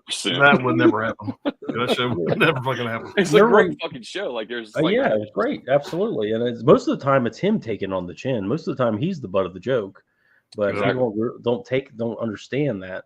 And I remember when Roseanne came back. The Roseanne comes back. It's the #1 TV show. It's a smash hit everywhere. And then she makes some kind of joke about a Muslim lady or something, that an admitted mistake on her race or whatever, and the whole show shut down. They shut the whole fucking thing down, and then they bring it back. It continues to be popular. Connors. They bring it back as Connors without her. They kill her off. They just kill her off. She's never coming back. Yeah, the show continues to make tons of money, and all that money goes straight to her because she owns the entire show. All of it's, so she wins either way. But it's just like, it's ridiculous. The one little thing could end that whole deal. If you learned anything, man, it's like the biggest perk of taking a lot of Ambien and mixing with alcohol. Like you'll get fucking mad paid. You ain't got to do shit.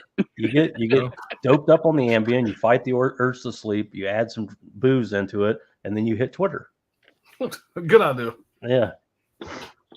Got to fucking figure it out, man. Yeah. Anthony, you like the Informer a lot? Anthony's a big fan of New York Ripper. Yeah. Anthony Zombie's also great. Yeah, really good score too. Yeah. Oh. What about Bob from House by the Cemetery? That's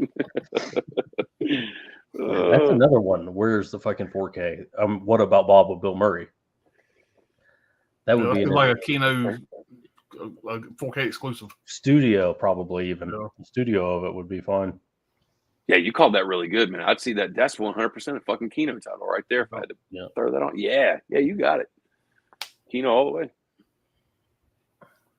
Jeff, I can't wait for a sale. If I don't pay full price, I don't really own it. So no one ever. Yeah. You got to pay full price. You got to be committed. Somebody said that. At least I don't know if it's ever been said, but that's Alan's motto. It's on his business card. Anthony, is that Beavis and Butthead head box set behind you, Johnny? That is what we refer to the hardcore fans. We call that the King Turd Collection. It's fan made. Instead of owning that big bitch right there, which a lot of people don't go for that, they go for like this 2-disc Blu-ray set, which is really shitty, sold bootleg by Sloppy Seconds. Don't buy from him because he fucking sucks. There's a different release of it, which is a 3-disc set, which is a little bit better quality. And that's this one right here. It's very hard to find, but when you do find it, and it's about $40, definitely take the plunge. Now, does that one have the music, the videos? Yes, sir. Everything originally has been reinserted back. All the shit that was cut from MTV because it was due to kids setting fire in the fucking trailer parks and all this other bullshit. All that's been reinstored. So, yeah. And to mention, if you're a Beavis and Bud fan, of course, Paramount Plus brought it back for 2 seasons. And you can buy that now bootleg off eBay if you find this. It's great quality. It's an exact clone is what I would say. But season 1 and season 2 is on Blu-ray. But only way you're going to get them is fan made. So I think that, well, with all those music videos in it, the rights would be a mess. I mean, there'd be no, I mean, just reaching out to everybody. You have to get everybody to agree to a price. And that's why you see from like right here all the way the rest over, that's all Beavis and Butthead stuff. And all that shit is all the releases they've done through either Time Life or Paramount, MTV. They all taken the videos out that was not licensed. So if you want the real shit, you got to go fan made. Just one of those things. Thankfully, all these people held the footage though over the years, and fan made shit exists. So I think you did a video on that set, didn't you? And it got like 1 million views or something like crazy. Dude, I literally still get comments on that video, and it's like been like 3-4 years old now at this point. I'm just like, wow, man. I should have did that video shorter too, because the questions they're asking me in the comment section, I'm like, if you just keep watching the video, I answer all of it. Yeah, the video, it's a typical Johnny video. It's like 2 hours, I'm sure. Yeah, man, it's Beavis and Blade, man.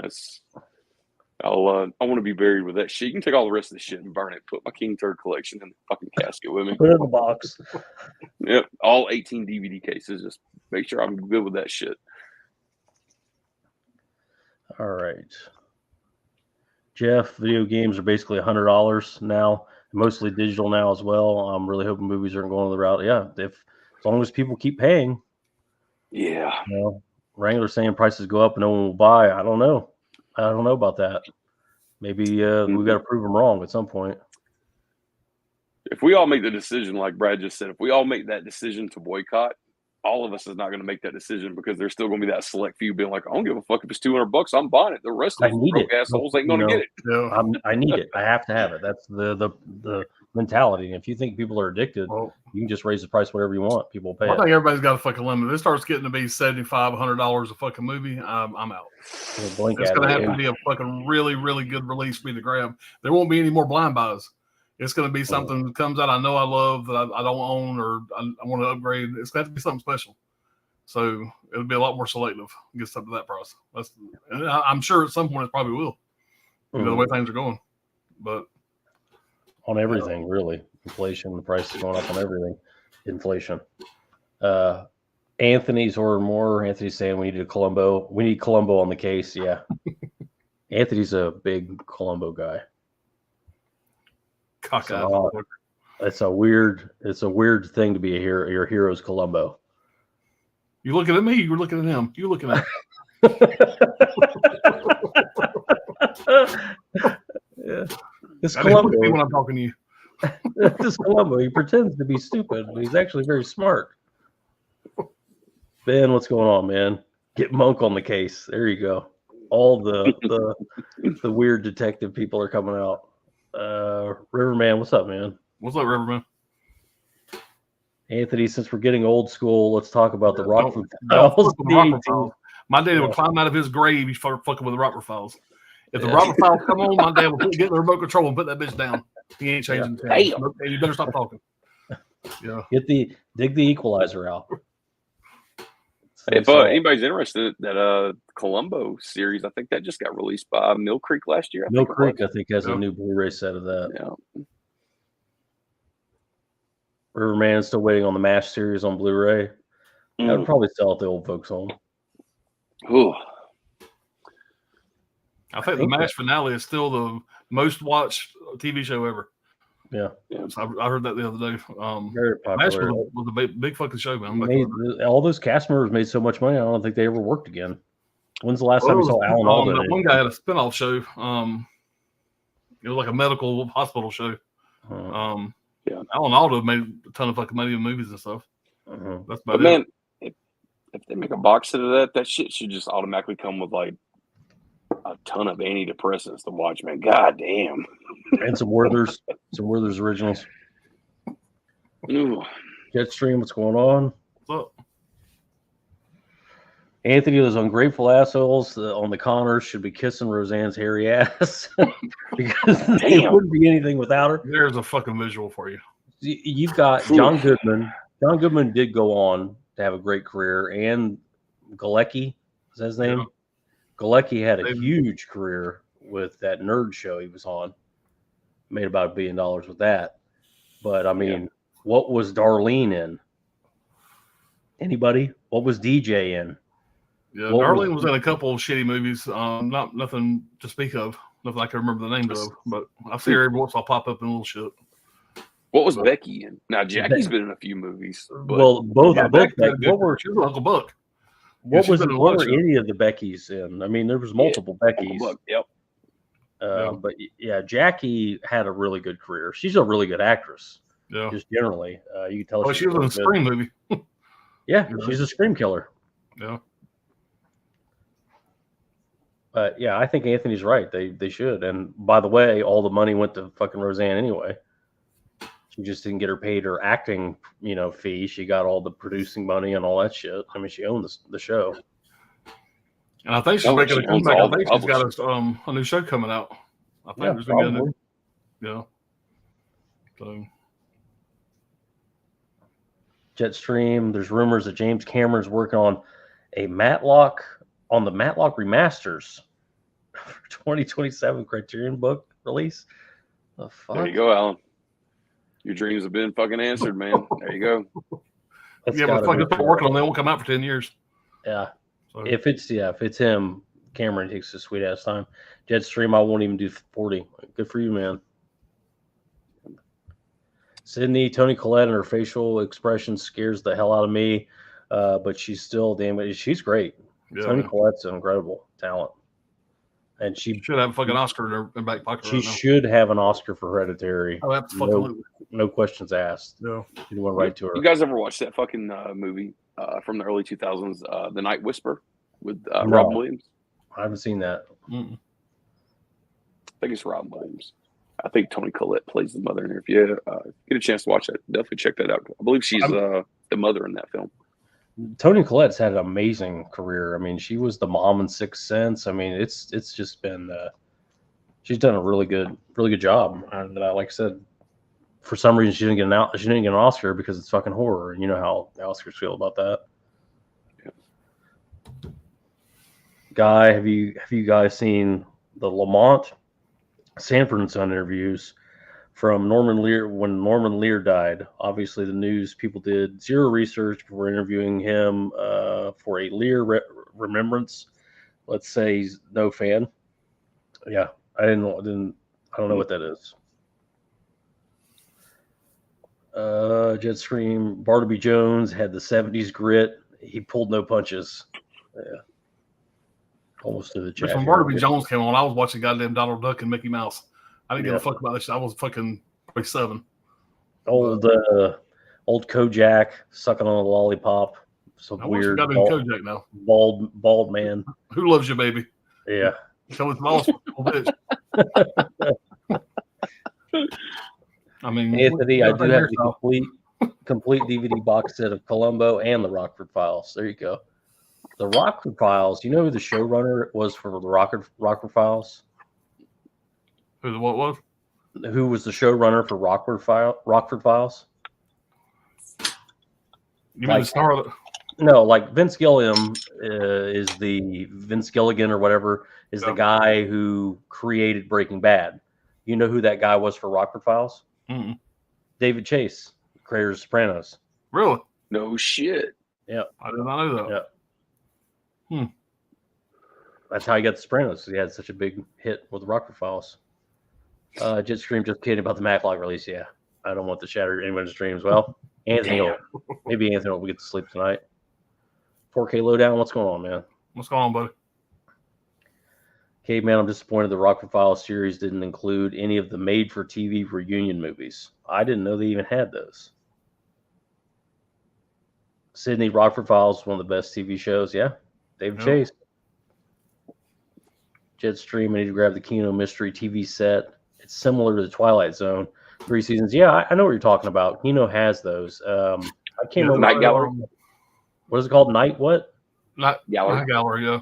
Night Gallery, that's it. Yeah, they're expensive. I think Tony Basement Blues has got all those. Yeah, they're like never on sale for whatever reason. Yeah. Don't get me wrong, man. Night Gallery was a great fucking show, man. I love the hell out of it, but to say it's definitely not the same as Twilight Zone, though. That's for sure. Twilight Zone just it's worth the money. I mean, they're expensive. They're like $50 a season or something. It's a great show though. If you've never checked out Night Gallery, definitely check it out. All right, let's go through the last round here. This is a Brian De Palma movie that I didn't own. I have it in a triple pack somewhere. Again, I thought it was a Blu-ray, but I'm not sure if it's on DVD. But anyway, I saw it there, and it's John Lithgow and Raising Cain. I love this artwork. Fucking great movie, dude. Yeah, really good movie. Damn. Yeah. And just a strange. It's De Palma. I mean, you know what he does, and John Lithgow for some reason is just great as the villain. In every time he's used as a villain, he's great in it, and no exception here. Cliffhanger, great villain. Yeah, I'm a big fan of this movie. I haven't seen it in a while, and I definitely want to check it out again. The artwork. It holds up, man. I watched it. I watched the Scream Factory release of it, and it holds up. It's really good. Scream Factory's got the. Does Scream Factory have this? Mm-hmm. Yeah. It's one of their collector's editions. Yeah, it's a collector's edition. Okay, so yeah, definitely be revisiting this pretty soon.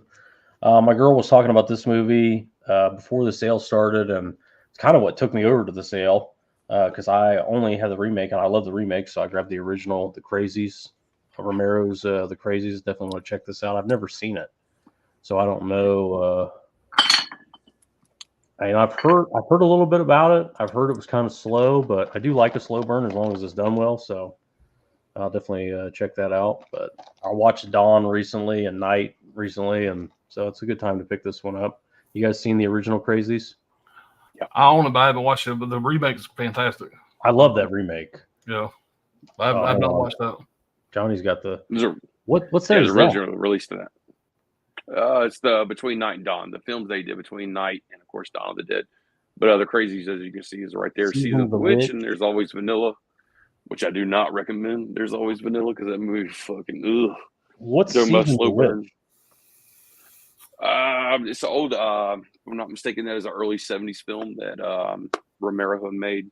I'm trying to think of the the last time I checked, it was definitely streaming on Tubi if you want to check it out. But yeah, man, these there was definitely supposed to be some more movies that was supposed to be in this set because, of course, the films that he made between Night of the Living Dead and Dawn of the Dead, Martin, of course, was not in there. Yeah, I say The Crazy is about the best release out of this whole set. Season of the Witch, better or worse than Martin for Season of the Witch? Oh no, like Martin, a hell of a lot better than Season of the Witch. But there's some fans of that shit though. I mean, I remember when this thing first came out, that was the movie everybody was going for because Blue Underground already had the Crazies out before this even came out. So everybody wasn't even really that excited about this one. But Season of the Witch was like apparently everybody's favorite. But yeah, man, I definitely say the Crazies in that set's the best one. All right. This next one here was recommended by Johnny, Mikey, Alan, my friend Annie. I mean, anybody that I heard about this movie forever, and I never owned it. I don't think I've seen it, but it's the Microwave Massacre. It sounds great. I've heard Henenlotter like, and I'm sold. That's all you had to say. Yeah, it's batshit crazy for sure. Yeah, I mean, how could it not be?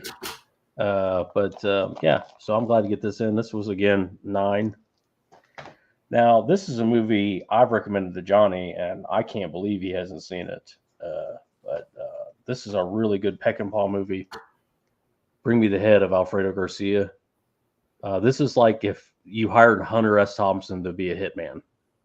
Holy shit. You've really got to see this, Johnny. Stream it, whatever you got to do. Check it out. I think you would love it. It's crazy as hell. And like I said, Hunter S. Thompson as a hitman, that's what you got here. Even though it's not Hunter S. Thompson, it's it's another guy. It's not Alfredo Garcia. This was a recommendation from Johnny. I got the other two Pam Grier movies that they have from Arrow. God, I'm blanking on the fucking names of them, but they were both really good. With the big titty horror fighting scenes and whatnot. I got Black Mama, White Mama. Yeah. If it's anything like those two, I'll love it. This was a little more. This wasn't quite 9 pounds. This may have been 10 pounds, but I went through it anyway. What the reverse art of this looks like. I think you were thinking about Coffee and Foxy Brown for the other two. Coffee and Foxy Brown. That's it. Coffee's badass. Yeah. It is, man.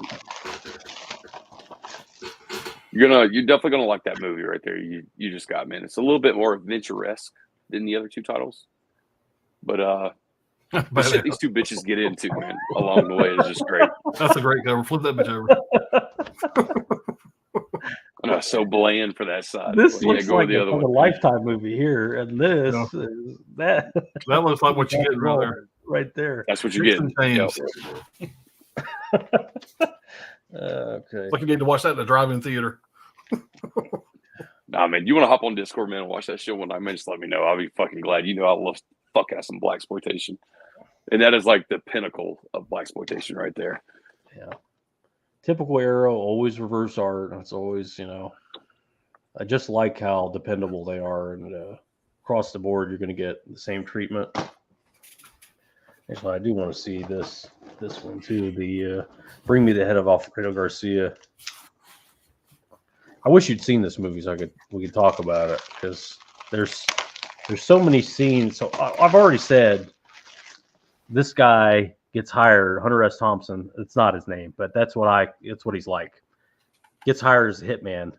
And the first thing he does, he's not a hitman, by the way, at all. He's a fucking drunken loser that hangs out at bars, and he just has this idea and he runs with it. The first thing he does after he gets hired as a hitman, he goes right to a bodega and buys a machete. And he's like practicing immediately. I don't know. It's Peckinpah. I don't know. See the movie. Little Gonzo style.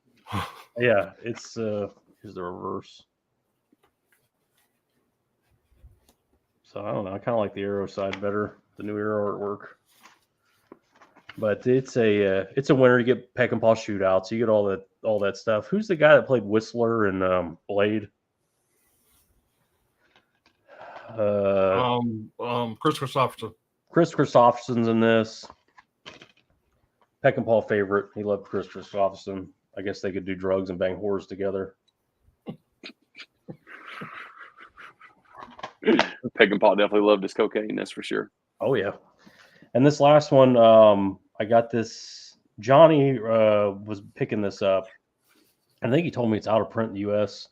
It's probably out of print altogether now after the sale. I don't know, but the cover art alone drew me to it. I've been getting into westerns lately, but I got the Vengeance Trails. I think that's what they're called. No, that's the first one. That's Blood Money. Yeah, this is Blood Money, but what's the overarching? I mean, they have like a. I thought they had a name, these sets, but this is number 2, the second set. Yeah. The That's Blood the Money second set. Yep. Looks like it's a bunch of bounty hunter stories and stuff like that. You have Franco Nero up there. I just love the cover art, and like I said, I've been getting into more westerns, and I had to get it. I've already told Tony if I didn't like the movies, I'd sell it to him because apparently this is out of print. But I'm gonna check those out, and that's the last of my Arrow stuff. All right. Before I get into my books, when I did open this, yeah, better look at the steelbook. There's got pretty cool artwork on the back there. So not a bad looking steelbook. I'm looking forward to getting that. The There's slip. inside stuff there. So now here's what I've been waiting for here. Of course, you got these great packages. Mm-hmm. Oh shit! Oh, I love this moment. It's so satisfying. It's like I did Christmas morning. Nobody packages the way they do. Whew, Lord, that was great. All right, we'll do this side first here. So, much better movies. You got Collateral Damage. The Schwarzenegger movie I did not have in my collection. I haven't seen this in a really long time, but Is that his comeback movie? His first, after he was governor. Yeah, I think so. I really don't remember anything about this movie. I've only seen it. I hadn't seen it probably 20 something fucking years, but I remember it being okay. But it's Schwarzenegger. It's a good time. I grabbed this here. It's a Megan Fox movie called Till Death. It looked pretty interesting. I've heard good things about that. So I wanted to grab that and came with a slip, which I wasn't expecting, but yeah. So that should be a good time. I watched this on one of the streaming channels a couple years ago. Pretty good flick. The Impossible. There's like this family's on vacation. There's like a tsunami. A hurricane hits or something, right? Yeah, it's like a tsunami hits the island or whatever. And they're trying to find each other and shit. A lot of action, a lot of crazy shit goes on. Pretty good movie. And this is one that I seen back when I was a kid, man. This is a long time ago this came out, but I remember it being a really good time. I ain't say a good time, but a good movie. Harry and Son, Paul Newman, Robbie Benson. Don't judge by the cover. This was a pretty good flick back in the day. Yeah, it looked like a homoerotic.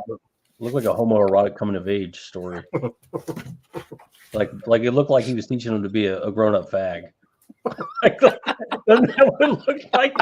Let me teach you the ways of the street. I'm telling you, it may suck now. I didn't see this since I was 10, but I seen this in theaters. I knew nothing about it when I went and seen it. I actually had a good time with it. Unsane. Yeah, I got that same release from them. Yeah. I think that whole movie was filmed on a phone, if I'm not mistaken. Yeah, was it?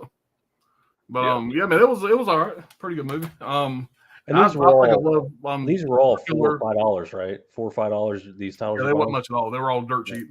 I've never seen this one here. I don't think whatever. But I'm a big fan of all the serial killer shit, Ted Bundy shit, and so I grabbed this here. Ted Bundy, American Psycho. I didn't even see that on the fucking site. So it came with a fucking slip, which I also was not expecting. But yeah, so that should be interesting. So add some more Ted Bundy to my collection. This movie here, man, from start to finish was a fucking blast. Kidnap. I never saw that either. This is an action-packed fucking adrenaline fucking movie right here. So really solid flick. I had a good time with that one. So glad to have that in the collection. Oh shit. We'll save that one for last. I picked this up Trick. D. Wallace. I don't think I've seen this. I might have seen it on one of the streaming services. I don't remember. But I picked it up. I want to say Atkins. Okay.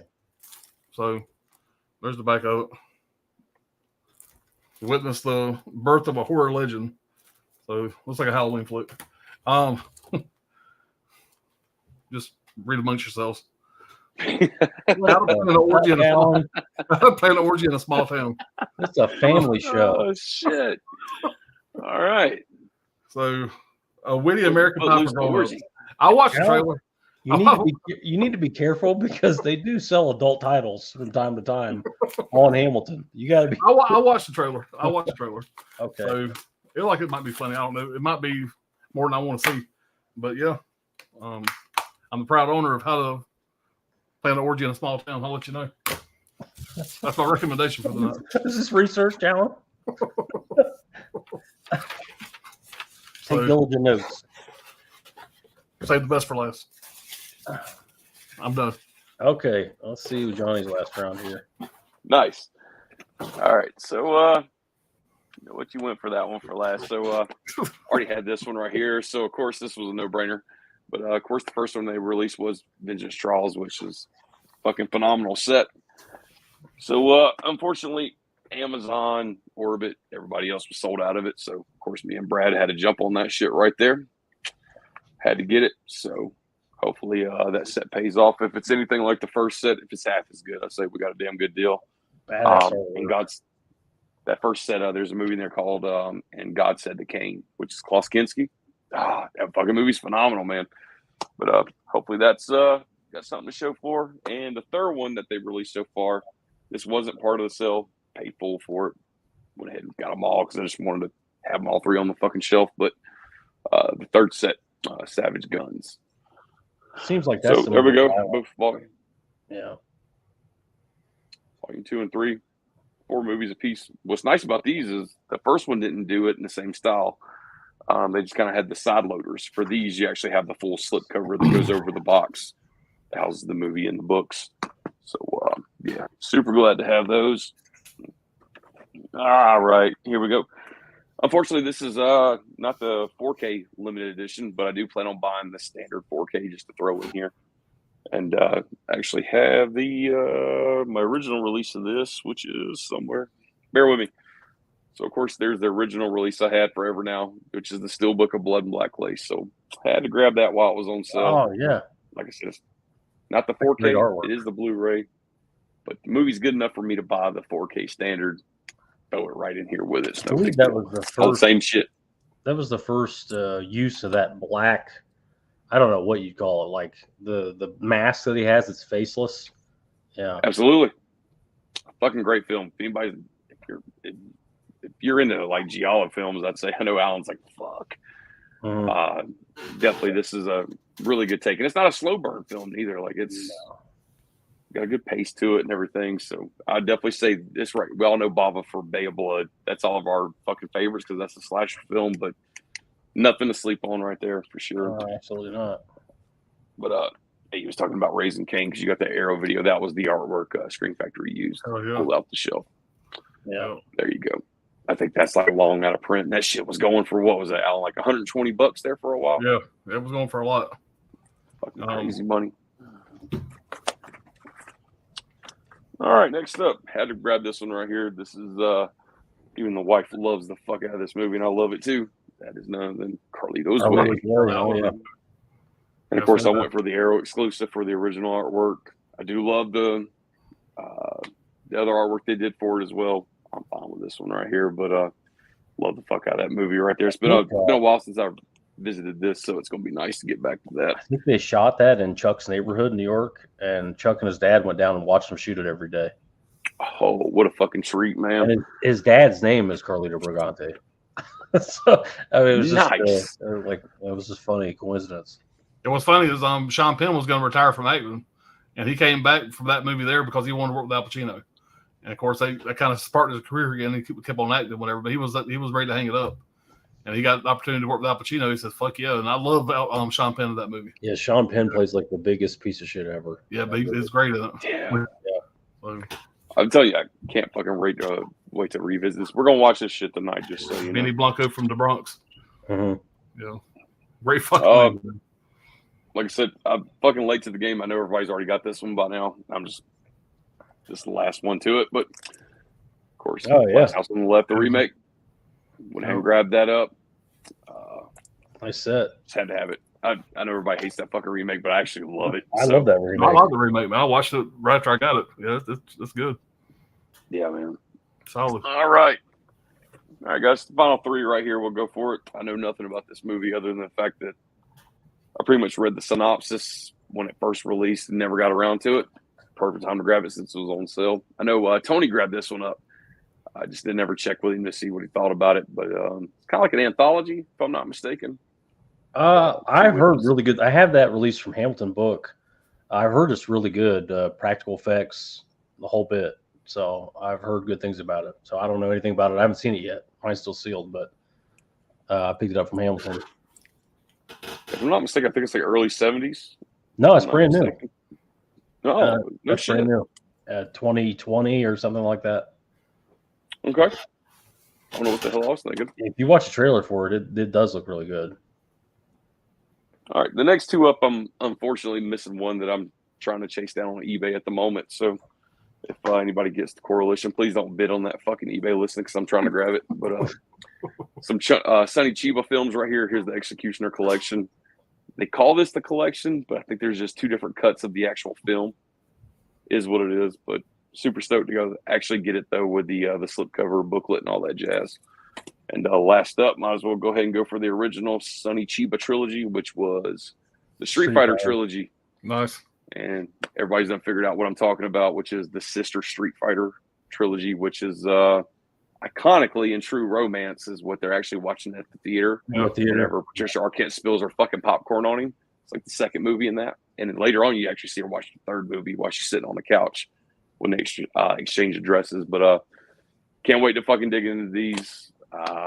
Not very well educated on Sonny Chiba, but with an arrow cell, why not? Yeah.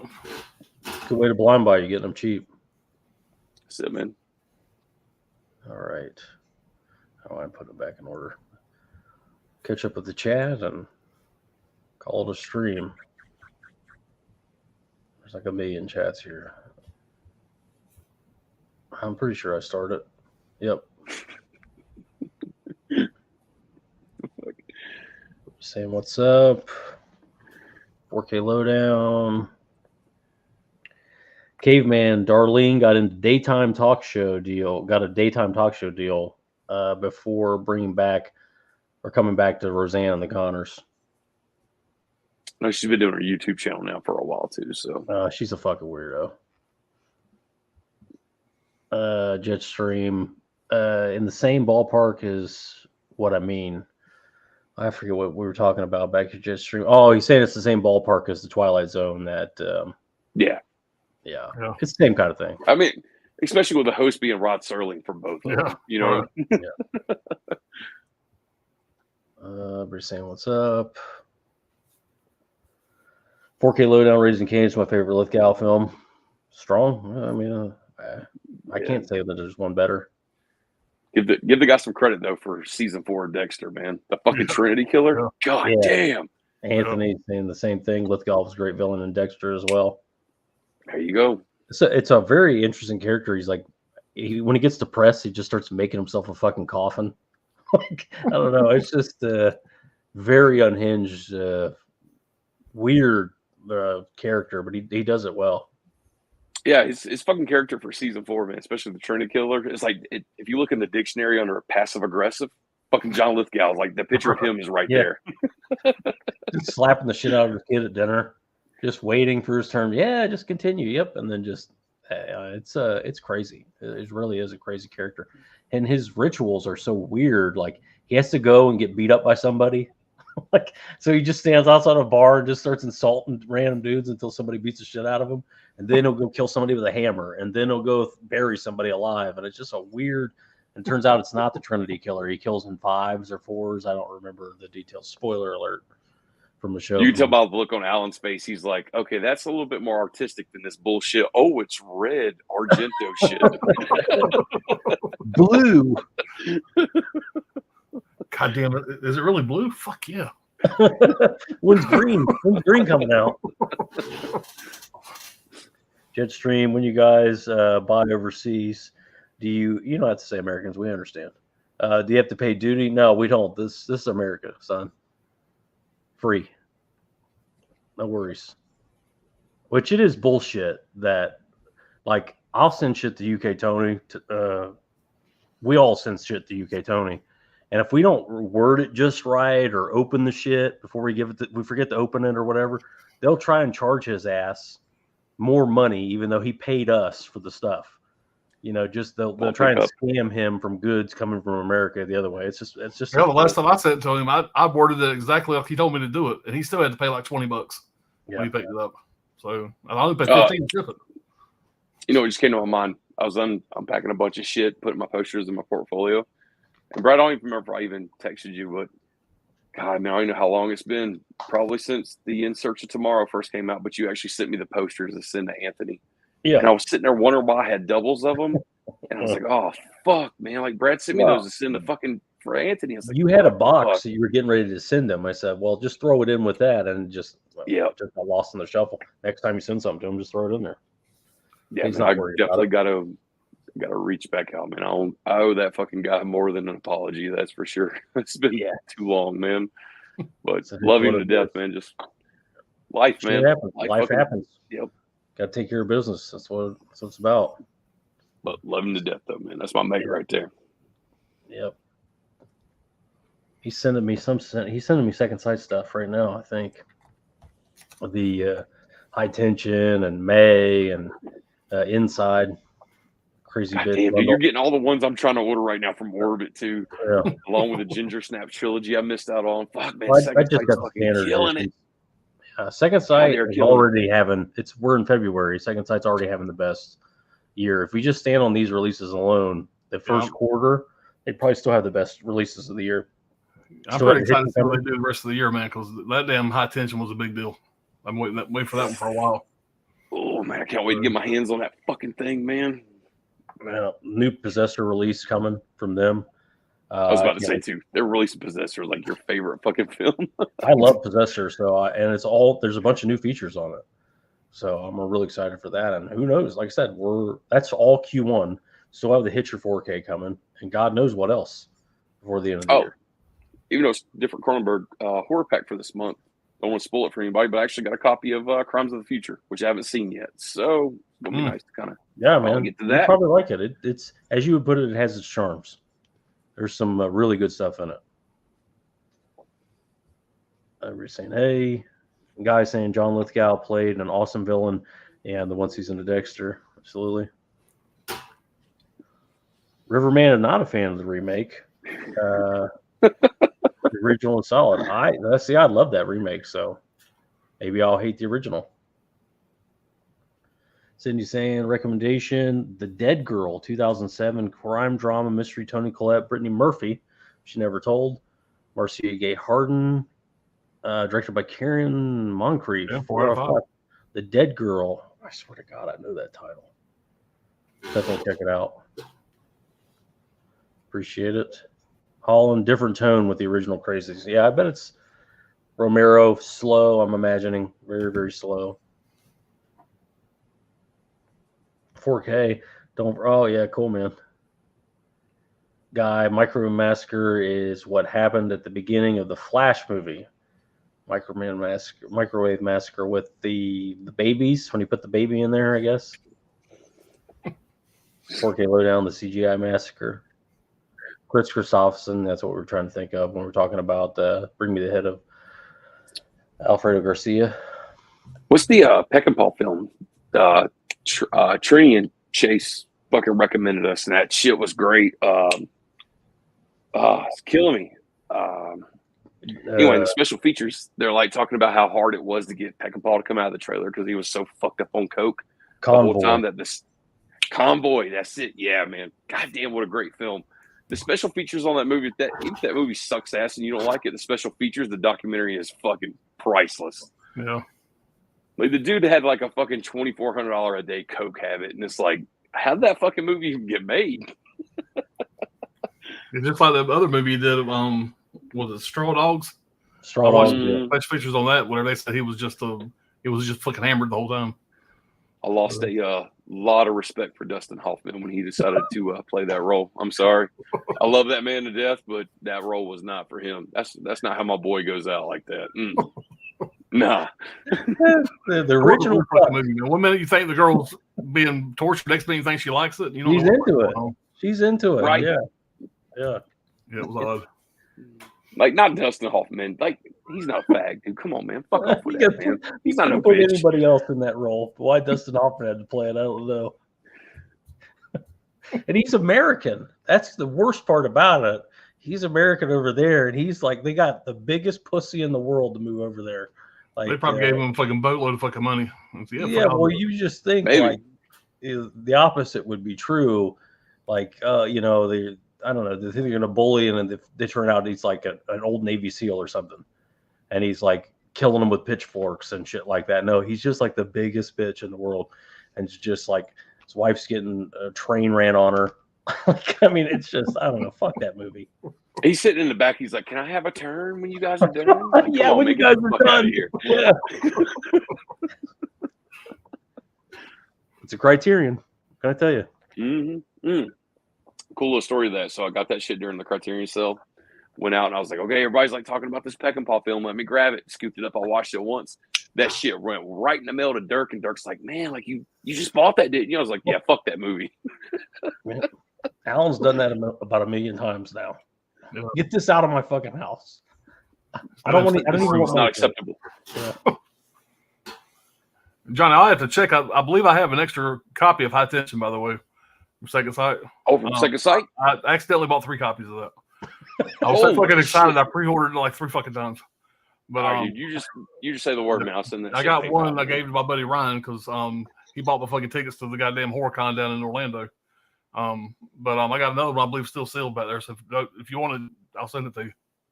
Fucking 100%, man. Just tell me the amount, and I'll send it to you through PayPal. Are you still meeting up with Brian?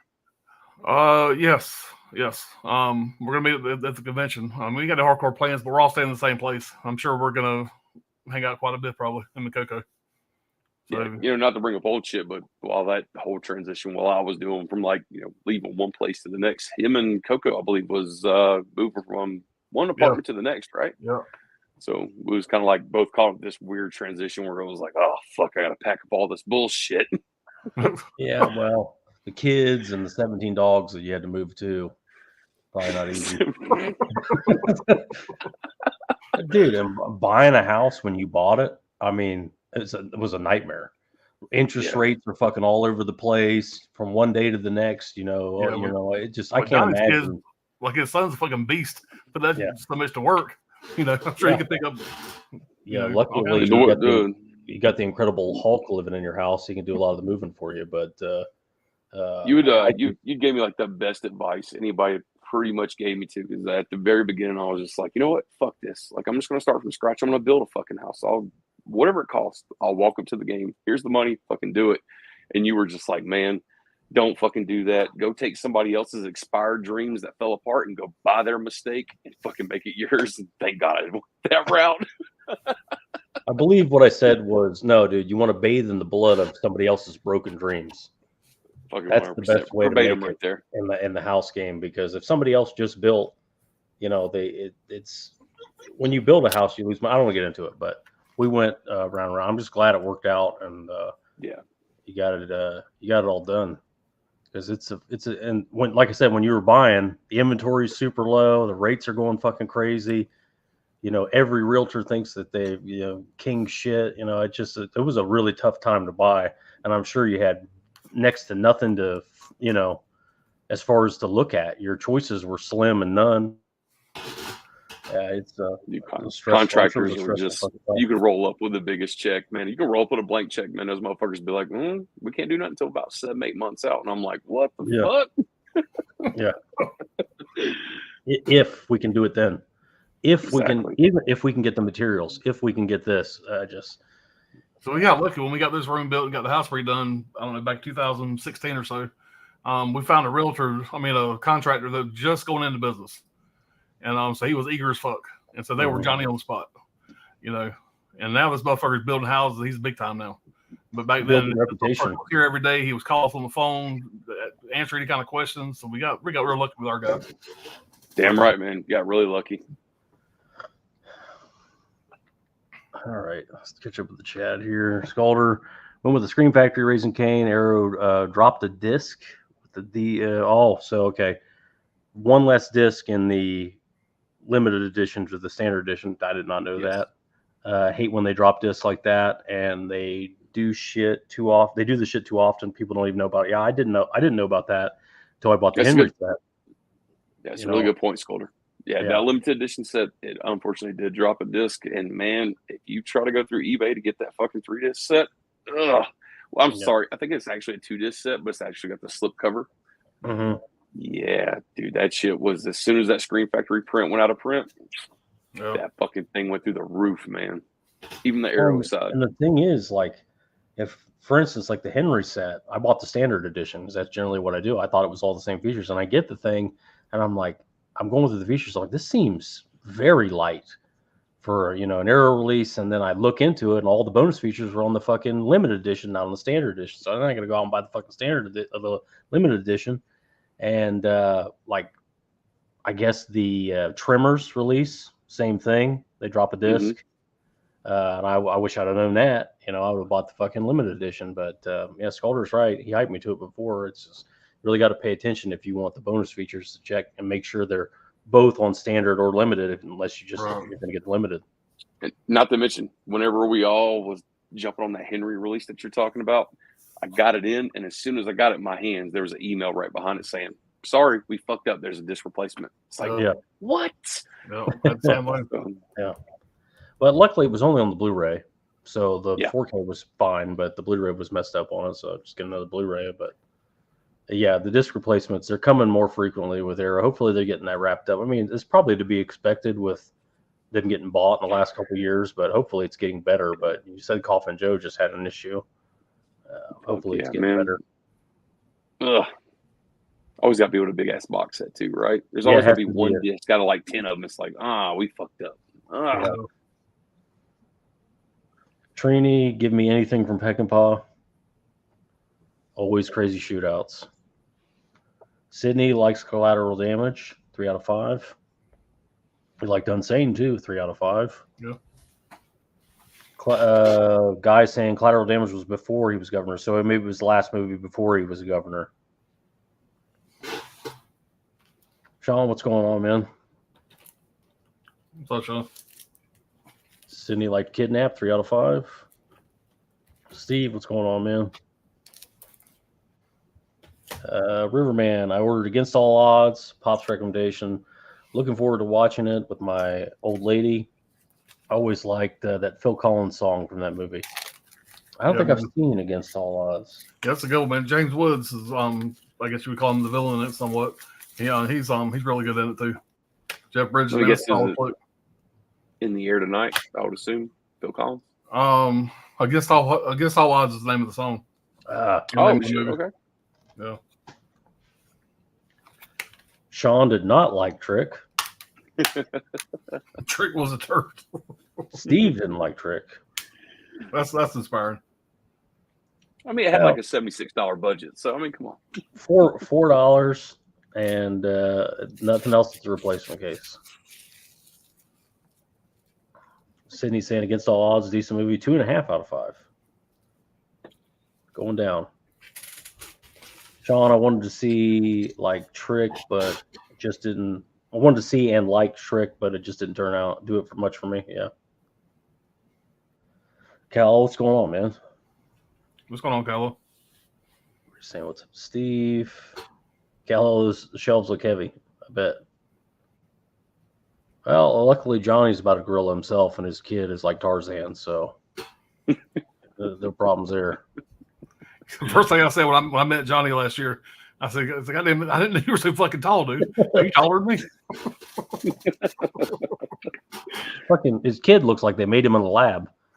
So I'm sure there was no problem getting that shit moved. It's expensive feeding that fucking kid, man. Jesus Christ. I'm going broke. Yeah. Sean or Steve, to say that I didn't like Trick is a massive understatement. I think I lasted about 15 minutes. No regrets. Right on. Man, at this point, man, Al's not even going to fucking open that thing, man. It's going to go right on the shelf. I don't want to see how bad it is. I'm a little more intrigued now. Everybody's saying, what's up? Corey, I have Blood Money and the Vengeance Trails. Need to get the third one. Yeah. Yeah, Giant Vengeance Trails is what I bought when we went to Orbit. So Yeah. I bought it used. Maybe it was the Sabata. I think it was the Sabata set, wasn't it? Sabata set? That's from Eureka. I bought Vengeance Trails and that one. I bought both of them. Okay. Yeah. We're up there. We're saying, what's up? 4K Lowdown Savage Guns is my stripper name. Nice. Cal saying Raising Cain, the Psycho Love Letter. Yep, I can see that. Sydney, Carlito's Way, good movie, 3.5 out of 5. That's fair. Strong for Sydney. That's a solid 4. Steve. Steve Penn is such a like, fuck that, we round up. Yeah. Yeah, he's such a scumbag, man. But that's what he's supposed to be, and he fucking kills it. Davey. It's Davey, great. right? Yeah, especially when he starts just pounding the fucking cocaine. He's fucking that whore in the bathroom and just he thinks he's a gangster. Yeah, thinks he's a gangster now. Yeah, that's funny. He thinks he's Scarface. And you got fucking Viggo Mortensen playing the handicap guy. You know, yeah. He's I can't walk. I can't hump. He's got the bad Mexican accent. Yeah, he's playing. Yeah, it's so fucking funny, dude. He probably shows his dick in that movie too. Is there one Viggo Mortensen movie other than Lord of the Rings where he doesn't show his dick? Yeah, I don't know. Somebody in the chat, correct me. Prison. Oh, well, never mind. Fuck, he does he? There's like a shower scene in the fucking prison. Am I right? Yeah, Shit. Yeah. I don't know if we got a full front on that shit, but yeah, it's enough. Fuck it. I don't think he shows his dick in Carlito's Way. I wasn't fucking looking, but he's in the fucking wheelchair. Yeah. So He probably tried and they wouldn't let him. He said, listen, you're in a wheelchair, you got a blanket on the whole time. You can just be naked under there, okay? I feel like it's in his contract. He has to show his dick in every movie. Or he won't. God, I come back for the first time and I'm sitting here thinking about Vigo's dick. Yep. Like, when's the last time I've Welcome not back, seen Johnny. welcome back. Nothing's changed.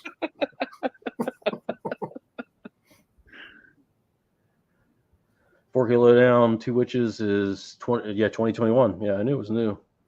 I have no idea. I thought that was a 70s flick. It does look like it. If you look at some of the trailers, it looks older, and I think that's on purpose. Hoax, what's going on, man? What's up, folks? Hoax. Jeff, great stream. Hello, thanks for giving me somewhere to hang. That's cool, man. No worries. Whoop, whoop. Sculver and Hoax are having a moment here. Cal, third rock is best for me. Third rock. Her Rockin' Son, John Lithgow. Yeah. So Oh, okay. TV show. The TV show. See any regret not taking the part of Joker in Batman 89? You really think he was offered that over Nicholson? I don't know. He would be a great fucking Joker, though. He'd be a good Joker, but I mean, I think Nicholson was probably their first choice. Yeah. Yeah. Yeah, it worked out. I did hear that Barry Keoghan is coming back as the Joker in the Batman Part 2, Right. which I like what he did in the first one. Everybody's saying, what's up?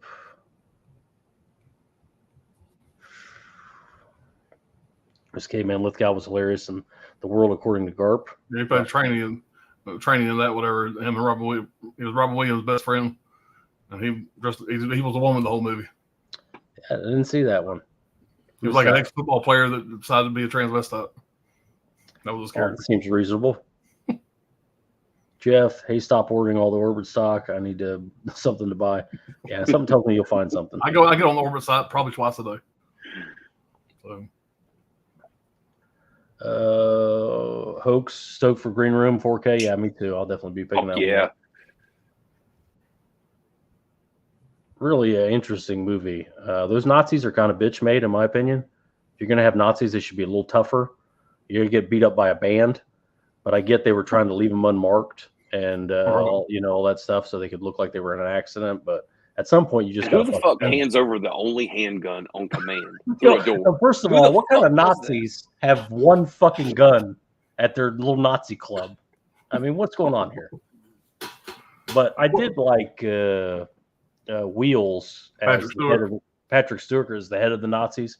Weird Really cast good. him in. He did a great job with it. Who would have thought that would have worked? But it worked really well, and there are Yeah. little touches with that movie, like the little red laces, so they can tell each other Mhm. apart and stuff. I did like it. Even upon his death, like he actually really goes to actually acts like he's going to run, but he's trying to draw at the same time. It's just going to show that he's not going to go down without a fucking fight, which I appreciated for that movie. Yeah. Well, it's the same director as Blue Ruin. I mention this all the time, but Second Sight, I could totally see doing Blue Ruin as well. Jetstream, the first 2 seasons of Ray Bradbury Theater are killer. Wish they got a good release. The rest of the series is like 15% production value, not worth watching. I've never seen Ray Bradbury Theater. I've heard of it, never really watched it, but I've heard of it. Everybody's saying, "What's up?" Sean, finally picked up my first imprint Blu-ray, William Friedkin's Bug. Couldn't wait for the 4K anymore. It's a great movie. I love that movie. But I still think Kino is going to do the 4K now. Because remember, they announced it, and then they canceled it. Because Friedkin, we thought was just being an asshole. Turns out he was unavailable to do because Friedkin had the deal where he had to oversee 4Ks. So he had that same deal, and he wasn't available to do it because he was sick, dying. We thought he was just being a prick because it's William Friedkin. But apparently, now that he's dead, I wouldn't shock me if Kino's doing the 4K again. Memory serves me correctly. You did a WTF for Bug, right? No, we haven't We're done it going yet. We're planning on doing it. Oh, okay. Yeah, we're going to it. Done yet. We're hoping that Brian can join us for that one, but he ain't had time. Ryan's a big fan of Bug. He's just busy with that fucking doctor business, saving fucking lives. Bullshit. He's just busy saving lives. I mean, come on. This Gay. YouTube shit comes first, Yeah. goddammit. So Johnny, by the way, the latest announcement for that the horror con I'm going to, Spooky Empire, is fucking Malachi and Isaac from Children of the Corn is going to be there. Just watched part 2 last night, too. I can't believe you just fucking said that shit. So it's going to have Amos, Nice. Malachi, Isaac, and the director are going to be down there. So that should be pretty wild. God, man. Malachi, too, man. That's just a creepy looking motherfucker, We're man. doing that VIP thing Saturday night, so I'm gonna drink some fucking corn whiskey with goddamn Malachi.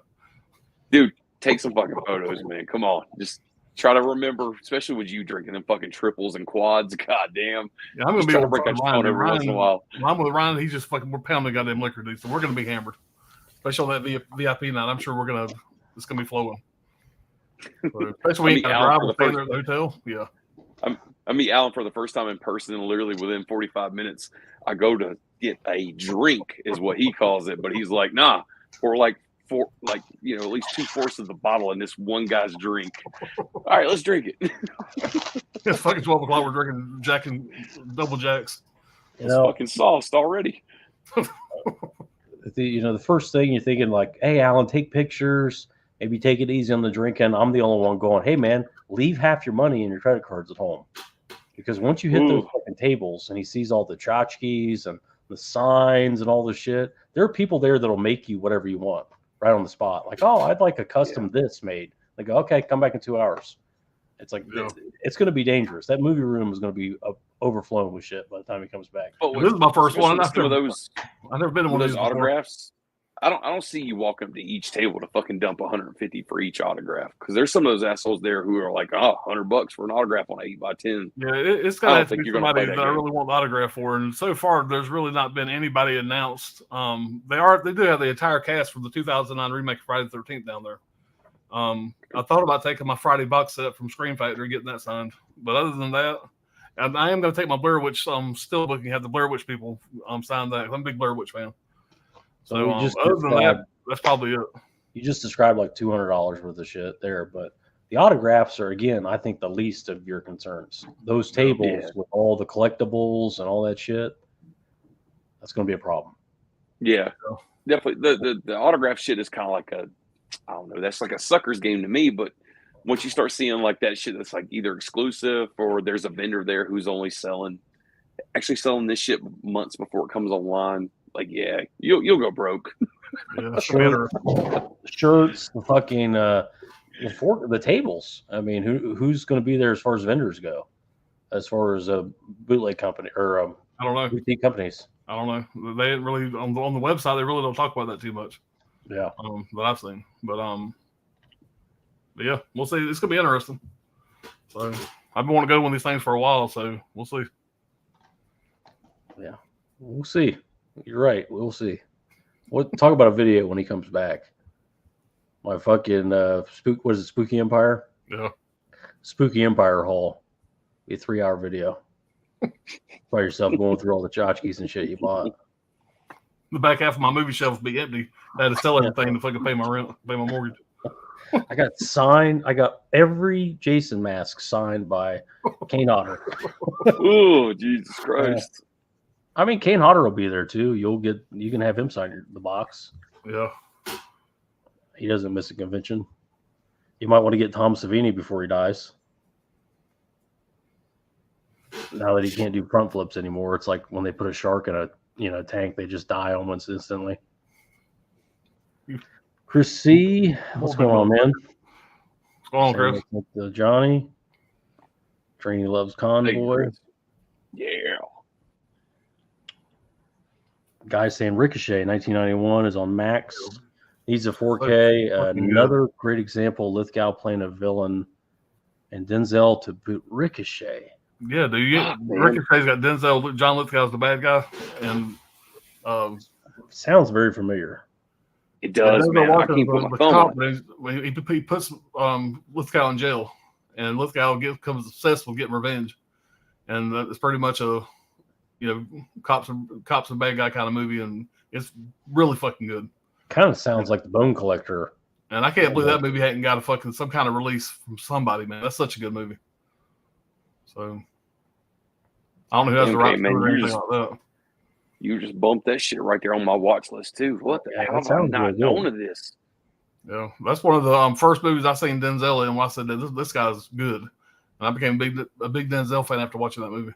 So really good.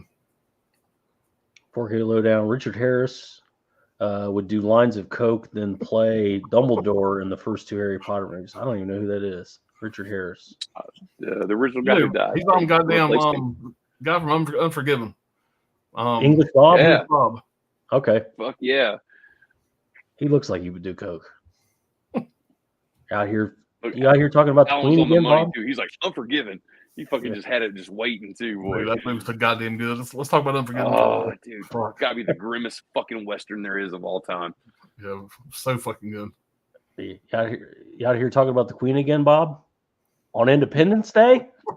So sure you did. Knocked the fuck out of him too. Kicked his ass up and down the street. But it turns out Bob is a piece of shit. English Bob is he shoots people in the back. He's just a piece of garbage, and he had it coming, obviously. But I love his character in it. Gene Hackman's character, Little Bill in Unforgiven. It's such a weird character. Everything about him is strange. He's like evil, sure, but not really, because that was the time. Like, he's the sheriff, and this whore gets cut up. And it's like, well, instead of hanging him, it's like, well, that's not really fair. She is a whore. So it comes down to a property issue. This man's property was damaged, so you're going to bring him ponies to make up for cutting his whore up. Just like, and if you don't bring them, I'll kill you. So either way, you can fucking savage, or you can bring the damn ponies in. And it's just like, that was the time. But suddenly, also, it's just weird. It's like he's a horrible carpenter, and how that all plays out. And he's got fucking buckets everywhere. The house is leaking like. Yeah, and the fucking guy writing the book about him goes, maybe you should shoot the carpenter. And it's just like, oh, that shit ain't funny at all.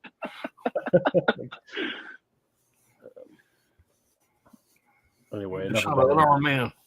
He should have armed himself. He's going to decorate his place with my friend. My friend, that one goes into fucking town and drops the whiskey bottle down. He ain't been drinking. I ain't like that no more. When you see the empty whiskey bottle, he's going, oh yeah, Clint Eastwood's fixing to beat somebody's ass. Fucking right. Well, damn, it's good. As soon as he finds out that Ned is dead, he just picks up the whiskey and just starts drinking it. And this shit's about to get real here. Yeah. And, it's fucking great, dude. It's great. Yeah. But that's what whiskey does to people. It makes you an expert gunfighter, apparently. You can't miss. I gave up my wicked ways and become a pig farmer for my wife. And then, of course, she dies. Made a promise. Yeah, it's All hard. the pigs got the fever. Whatever the fuck the fever is, all those fucking pigs got the fever. Yeah. Anyway, Jetstream. Yeah, I wasn't down with Straw Dogs either. Finally, I watched my DVD when the Criterion was announced. Yeah, I'm not a fan of it. Yeah. I actually like the remake a little better. I've seen the remake, but I don't remember that much about it. But I do remember liking it a lot better. It's less. It's Yeah. a lot less cucky than this one. That's well fucking put too. Because that first one was just fucking cuckold all the way. Yeah, it's too much. It's a fucking disappointment. Brent Madison, my Piranha set came with no poster in the tube. Oh, in the tube in Screen Factory, but they're sending me a replacement. Always check the poster tubes. Now it's going to be like the free gift, right? Because they initialized this free gift after they didn't really get no sales for the Valentine, all in the scare sale. And I was like, oh, so they're rolling out free gifts now. So what the fuck is up with that? Oh, it's because their sale prices suck dick. That sale was horrible. That Scream, Love is in the Scare sale was horrible this year. Yeah. It was a pathetic excuse. I'm glad. Seems like everybody went over to Arrow and spent a bunch of money for putting on a real sale. Thank God. But there you go. I love that reverse art on Piranha that they did, the old artwork. Mm-hmm. How hard is that to make a fucking reverse art for your collector's editions? Oh man, it was that lenticular cover though for the DVD they originally released when it was Shout. Mm-hmm. That was the fucking release you wanted, man. But it is what it is, man. We got the Steelbook after that. Now we got the 4K, but that lenticular cover was fucking badass at the time, though. Yep. Everybody saying what's up, Brent? What's going on? Kal-El, damn, I like Trick, but liked Trick, would like a sequel. Okay, cool. Brian, what's going on? Bro? Saying what's up to Johnny. Apparently Johnny went to a concert. I didn't. Thursday concert on Thursday. Yeah, Brian, it was great, man. They played all 11 songs off of World at the Time. And then for their encore, they played 3 more songs, which was Jet Black New Year, Cross Out the Eyes, and of course they closed the show with Understanding in a Car Crash, man, which me and Brian's fucking big fans of both of that band. So he knows like what I'm talking about. Great fucking memory. And I got to take the wife to see Thursday for the first time. So it's hard to believe that it's been 20 years since that album came out, but great experience though, man. We're old. Wild Wranglers trolling Alan. Just trying to get you started. Yeah, don't get me started. You know what happens. Yeah, Anthony and Alan just watched that, so we had a lot of back and forth on it, man. It's so fucking good. But best sequel of all time. Has no business being as good as it is. Just you think Psycho 2, how the fuck's that gonna work? And I still fucking stand by it. It's my favorite horror movie all times. Alan, I know you got that right. Oh yeah, day one. There you go. You ordered multiple copies. No, I just got one, but I did accidentally put the Blu-ray in the cart and order it, and then I had to cancel it and get the 4K. Because the Blu-ray and the 4K set was just fucking alike. And I accidentally, that's what I'm excited. Couldn't even hold my goddamn mouse. You notice that the story continues now as like just 2, 3, and 4, and they took the original Psycho out of the box. I'm just like, that kind of fucks it up, but whatever. Yeah. Yeah. Yeah. I don't know what that new set is. I don't understand that. So the new Arrow set, it's 2, 3, and 4. Yeah, that's weird. Not. It's like I would almost like it the other way. 1, 2, and 3. Just leave 4 out. Well, I don't know what the point of that is, but I don't know because it's the same scan, I guess maybe because the part 1, the Arrow 4K is the same scan as the Studio 4K. Like so you said with Henry, though, like you're looking at the limited edition compared to the standard release, and there's this disc drop or whatever it is. You would think like, okay, well, between both sets, it's like I don't really need the Gus Van Sant remake because that's fucking frame by frame. Who gives a fuck about that movie anyway? But you're literally going to leave out the first movie that made that fucking franchise and call it The Story Continues and just put 2, 3, and 4 in it. Yeah, so no thanks. It's weird. Yeah, that's pretty weird. Yeah. Well, the Hellraiser, that's a bold move. It's pissing a lot of people off too, like the Hellraiser set. So the Hellraiser sequels are not that strong. Everybody knows this. This is not. I'm sure people like them, whatever. But Hellraiser does not have the strongest sequels. So they put out a box set with all 4 of them first. The first 4, not all 4, but it's the first 4. in a 4K set. And then after that sells out, now they release just one, the first one, the one everybody loves, in a 4K by itself, and the same artwork box set. If that would have came out at the same time, everybody would have just bought that and left that 1 through 4 set alone. Now they're coming out with another set in actual Amaray cases of 1 through 4. It's just like, okay, what are we doing here? How many times can you milk that cow? And who's buying that? Like, I don't know. It's Arrow's getting a little cute with some of these releases. But just imagine. Me and Brian had actually talked about that shit like right before it hit, because they hit with that news with that 4K box set. Me and Brian was like, has any of these motherfuckers ever seen Hellraiser Bloodlines? Like, that movie is not strong at all. Like, it's like the fourth one in the franchise. It's not really worth the shit, to be honest. But me and him, of course, jumped on it day one for the Scarlet set. And we were just like, we're just going to leave it at this, man. And then watch how all this shit kind of unfolded. It's like, God damn, man. Like, hell, the first Hellraiser's where it's at. 2 is okay. 3, you might need about 8 beers to get through that fucking thing to call it decent. Yeah. After that franchise goes downhill quick. Yeah, so, well, 2 is basically 1 again. It's a big clip show, of 1. So I don't know. Yeah. I held off on it, hoping for maybe Vinegar Syndrome to do a standard, because that was all UK.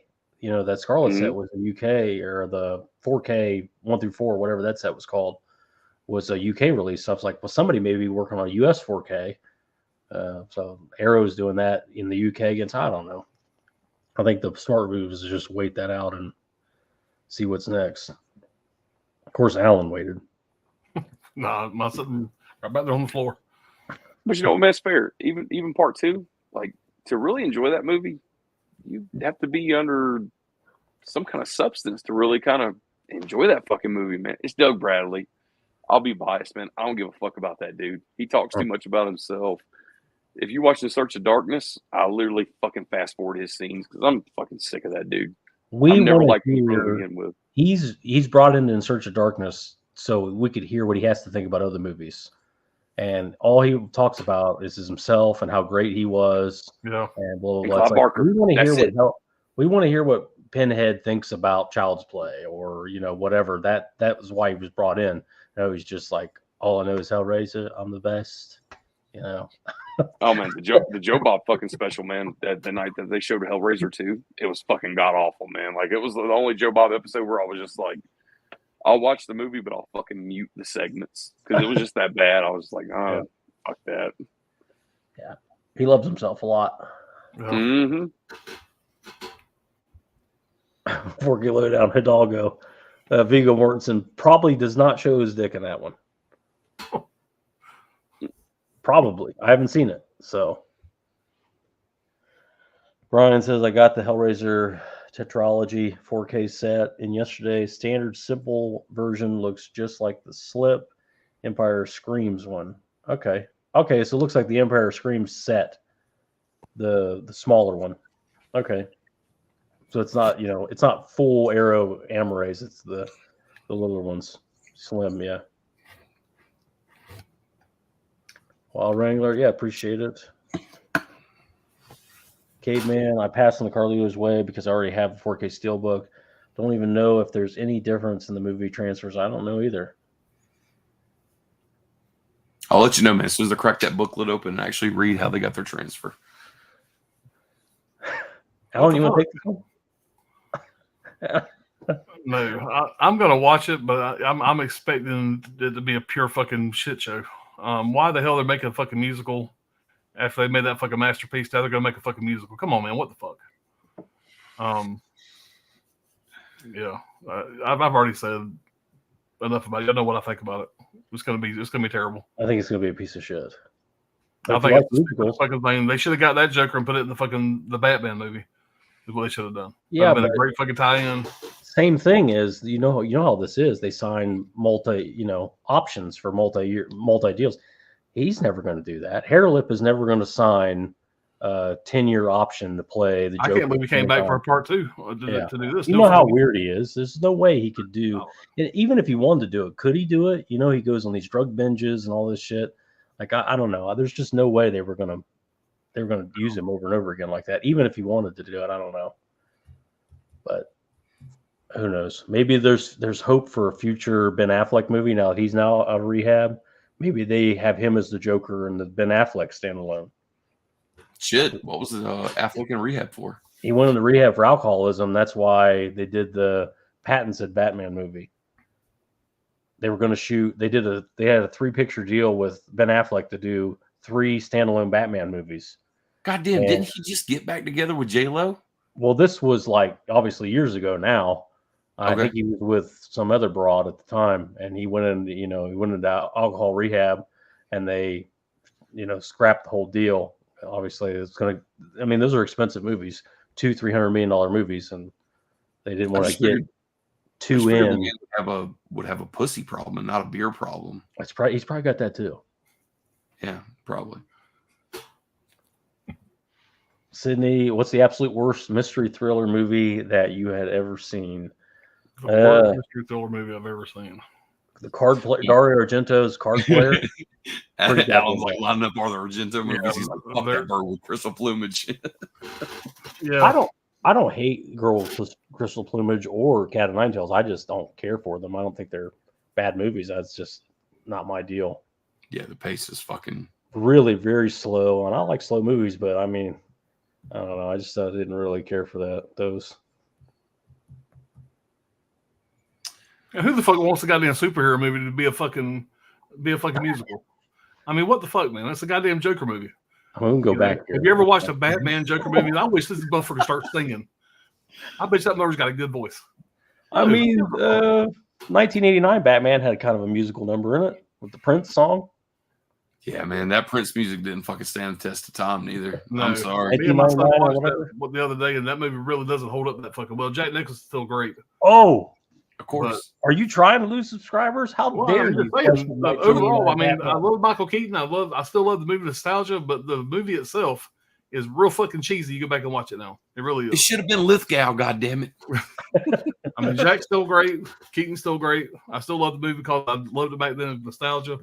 But overall, it's got a lot of cheese in it. I think a lot of these motherfuckers do not revisit these titles. They're clutching their pearls and they're holding on to that memory that they have, and that's a great thing. It was one of those deals.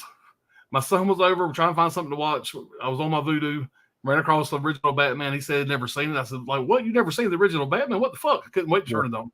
When it got over with, I looked at him and went, hold up like I remember it. In hindsight, now you're looking back after seeing The Dark Knight and all these other really good Batman movies, and it's like, he couldn't. I'm not a real big Tim Burton guy anyway. Yeah. And this movie's got Tim Burton just goddamn spooging all over it. But yeah, and what's like Batman couldn't even fucking move his head. If you watch it back now, knowing that he can't turn his head, and he's just like doing this shit. I don't know. I mean, I still enjoy the movie. I still like it, but it's not one I'm gonna jump in and watch, once a year or anything like that. I liked him in the Flash movie.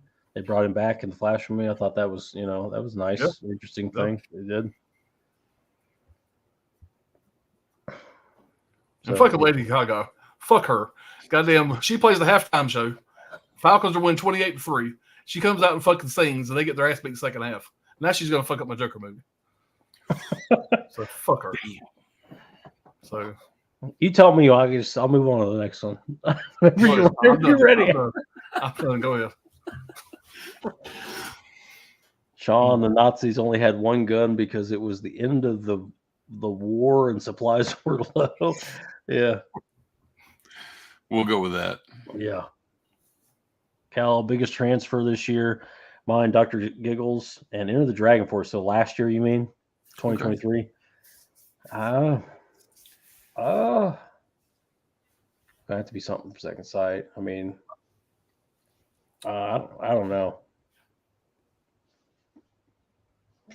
Probably TCM. I love it or hate it. What they did a really good job cleaning it up. I kind of like the older, the Grindhouse style. He's saying this year though. Yeah. So nice. These Dr. Giggles and Enter the Dragon are last year's releases. Yeah, fair. Okay, yeah. He's talking about 2023. I don't know. I thought Crimes of the Future 4K from Second Sight looked great, but we're not transfer people. Yeah, that's why I'm not commenting because, like I said, I throw a movie in, I enjoy the movie, and I think it looks fine. If it looks good, it looks there's, good. There's some movies that look fantastic, but Yeah. even the movies that everybody says looks like shit, I think it looks fine. I mean, I'm not that one to ask. Suicide Squad, I don't know when that came out, but I thought that 4K looked incredible. Yeah, the one with Idris Elba and John Cena. Thought that looked like $1 million. Well, that's not the cool answer, but I that's the 4K I watched and went, Top Jesus. Gun Maverick. Recently, I know that's a new movie, but Top Gun Maverick looked fucking fantastic on 4K. Sounded fantastic. Yeah. So I'm gonna say Shawshank Redemption, man. That was a really good fucking transfer. Yep. It looked really good. yeah. Frank Darabont, can't miss it. Can't miss. Steve Blue Ruin definitely needs a better release. Yeah, I could see him doing it. Second Sight. Cal, biggest transfer disappointment this year. Oh, disappointment. Oh, Disappointment from 2023. Again, I don't know. I don't remember seeing a 4K and going, oh, that looked shitty or Blu-ray. I hate to do it, man, but that fucking Friday the 13th 4K, that was way too dark. I heard that actually. Dark. And I do have one here. This is just a Blu-ray. This is the worst Blu-ray I've ever seen in my life.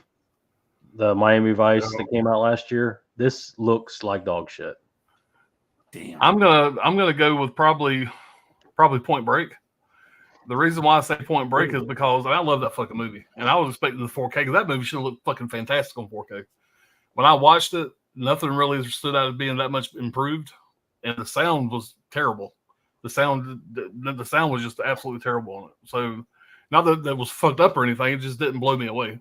You know, when my sound system, I was expecting that movie to fucking just go crazy on 4K, and it just like I watched that in Young Guns the same night. Young Guns, the 4K of Young Guns is fantastic. Absolutely fantastic. Because I probably have to go with Young Guns as far as the older movie being, getting a 4K. Young Guns was great. Cool release too. Point Break was just like the Blu-ray was just keep your Blu-ray. I thought. Damn. But like I said, I'm not the one to ask. That's just what I noticed that night. I watched Young Guns, then went right into Point Break. It's like this is so underwhelming compared to how good Young Guns was. Sean saying, I think the Blu-ray of Blue Ruin is actually out of print. Okay. Anchor Bay release. There's UK releases too. I think Corey just got a release. I don't know how good it was, but it was German or something. Anchor Bay's coming back, isn't it?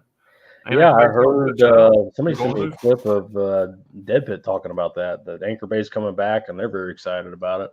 I hope they do some good stuff. Is Michael Felcher actually going to be working with them again?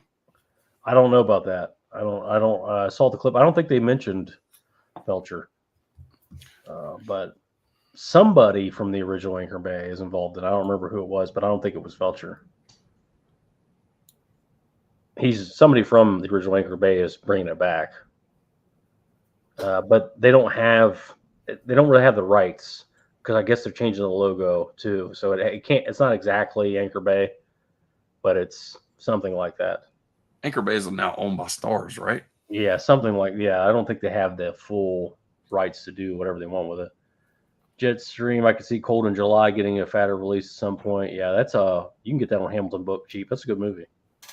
I believe it's a Florida movie too, Alan. Michael C. Hall. Yeah. Maybe Texas. I don't remember now. Guy, don't forget to go to Anthony's channel. Yeah, vote for the horror YouTuber of the month over on Anthony's channel. You just watch the video and comment below. Kel saying Jared Padalecki, cool guy, great, cool guy to get a pick with. Okay, so apparently that's going to be at that Horror Hound, or not Horror Hound. What's it called? Spooky Empire. Let's see. Sean, I never picked up Dr. Giggle's release. Shit was always overpriced. Yeah, for some reason, Scream Factory stuff just does not seem to be coming down. No shit. Their standard releases, they seem That's to be. one reason why I stopped getting all the standard releases because I was just getting fucking garbage and paying $30 for it. I was like, man, I'm Man, I'd love Surviving the Game. I've been waiting for that Blu-ray forever. That is such a bullshit Blu-ray There's no features on it whatsoever. The thing goes for $32. I caught it on sale for 18, but God, even 18's overpaying for that Blu-ray. There's absolutely nothing on it. I don't think there's even a fucking trailer on it. I guess I'll hold on to my snapper case DVD of that. Yeah, I mean, if there's any features on it at all, hang on to it. And that's one of the releases we want to see some features. I like to, get some interviews, even open interviews. And you got to be new shit. I mean, Rutger Hauer, Charles Dutton, fucking Gary Busey. Get some interviews with any of them. Get Gary Busey now to do a commentary. That's what I want. Let fucking Warner Brothers Archive put it out, man. They did a great job with Judgment Night, Trespass. Those are fucking that movie falls right in the line with those. Like that movie would be perfect for them overseas. And you can't tell me that you can't get Ice-T back to talk about the production and how things were. What was it like working with Rutger Hauer and Gary Busey and Charles Dutton, all these guys? F. Murray Abraham. I don't know. Just really disappointing release. Alan, what was the movie you just watched with Gary Busey's son in it? You was telling me about. Cobweb. Yeah. His 12-year-old son. He's like little kid. 120. His 12-year-old son, not Jake Busey. His little boy. Yeah. I thought I had to be Jake Busey's son. This guy named Gary Busey's son. He's like 10 or 12. Yeah. So. Still slinging dick. Talk to you about buttered sausage. That's a crazy motherfucker, dude. I can watch you talk for 2 hours. Watch some of his fucking TikTok videos, man. He's a fucking trip. We're still saying what's up. Spicoli, what's going on? What's up, man? He's probably on vacation or fucking drunk. Or both. Exactly, both. Sorry, let's see if I missed anything here. Got no love. He's got no love for horrors. Yep. Their property back then. Understand what's up still. Guys explaining how the contest works. Sean saying whiskey helps everything, every movie. Probably. 4K Lowdown, 10 out of 10 scientists agree that alcohol is the solution. All right, guys. It's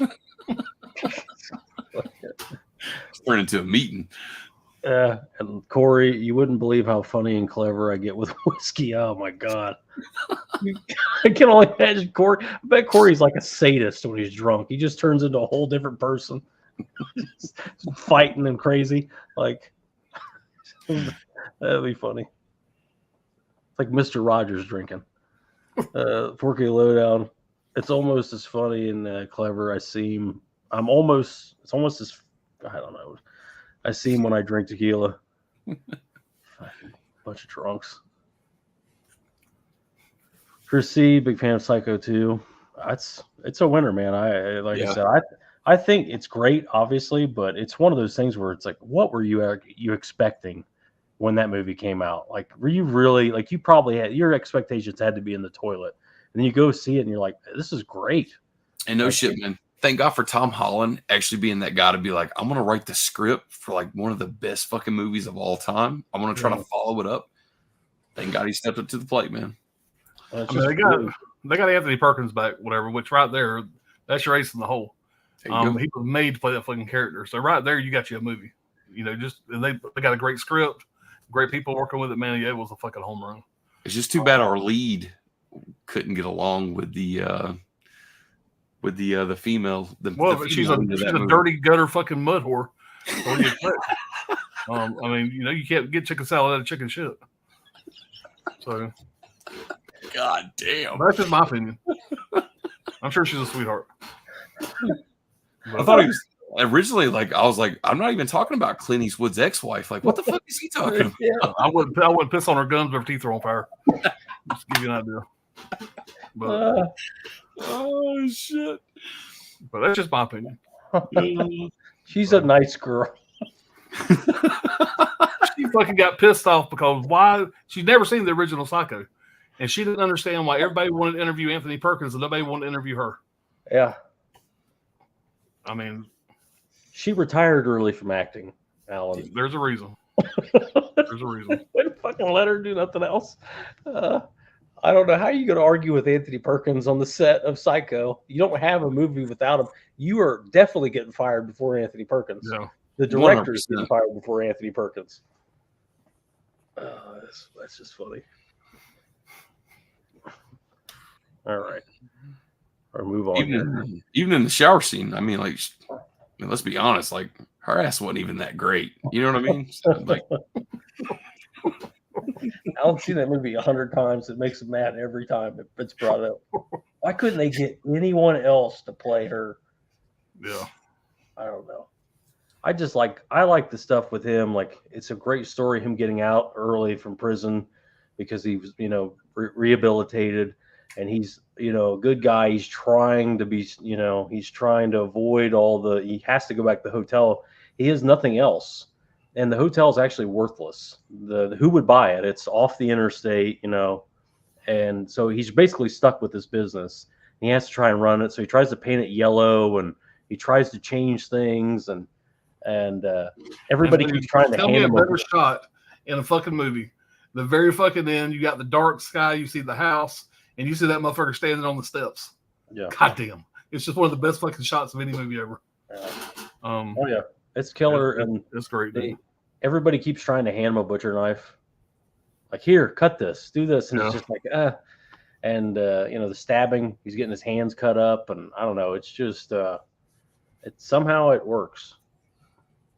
Yeah, like Anthony Perkins was made for that role, dude. He's got that stutter, and that stutter is something that I think he did when he first auditioned, and they're like, oh yeah, keep that in there. So he kind of made that part of the character. So like when you talk about the knife, it didn't come with any cutlery.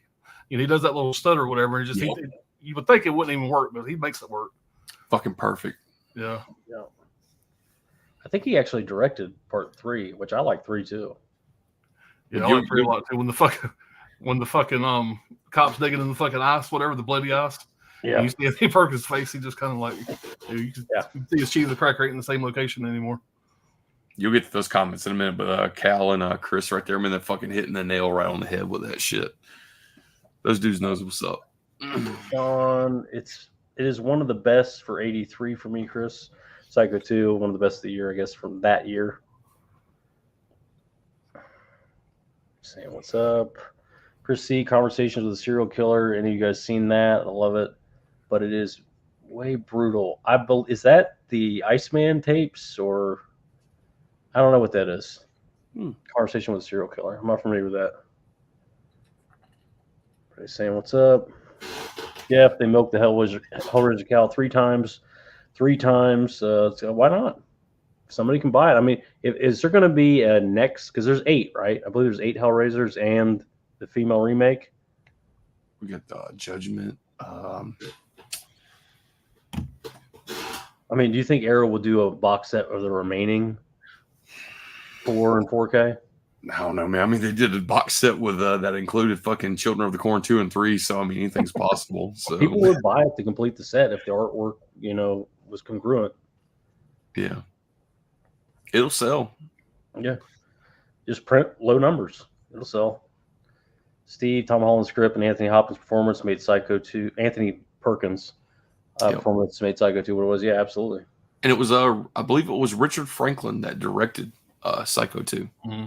Which, if you look at his other filmography, there was nothing even close as good as Psycho 2. Brian sold off the Scarlet set. So that's the old Arrow set. That was still worth the money. Yeah. It's this one right here. It's that big boy box. Yeah. Got that nice little cutout for right there for all the first 3 films, that big ass book. That book is no shit like 250 pages. But that thing right there, when it sold out, man, people were paying like $400 for that fucking thing. It still sells for good money. Yeah. Today. I don't sell for that much, but it still sells for good money. Yeah. Chris C, Bloodlines predates Event Horizon. It's an okay film. Mirror Kill. Crazy Bloodlines. Bloodlines. So it's a Hellraiser Bloodlines? Okay. It's 4th film.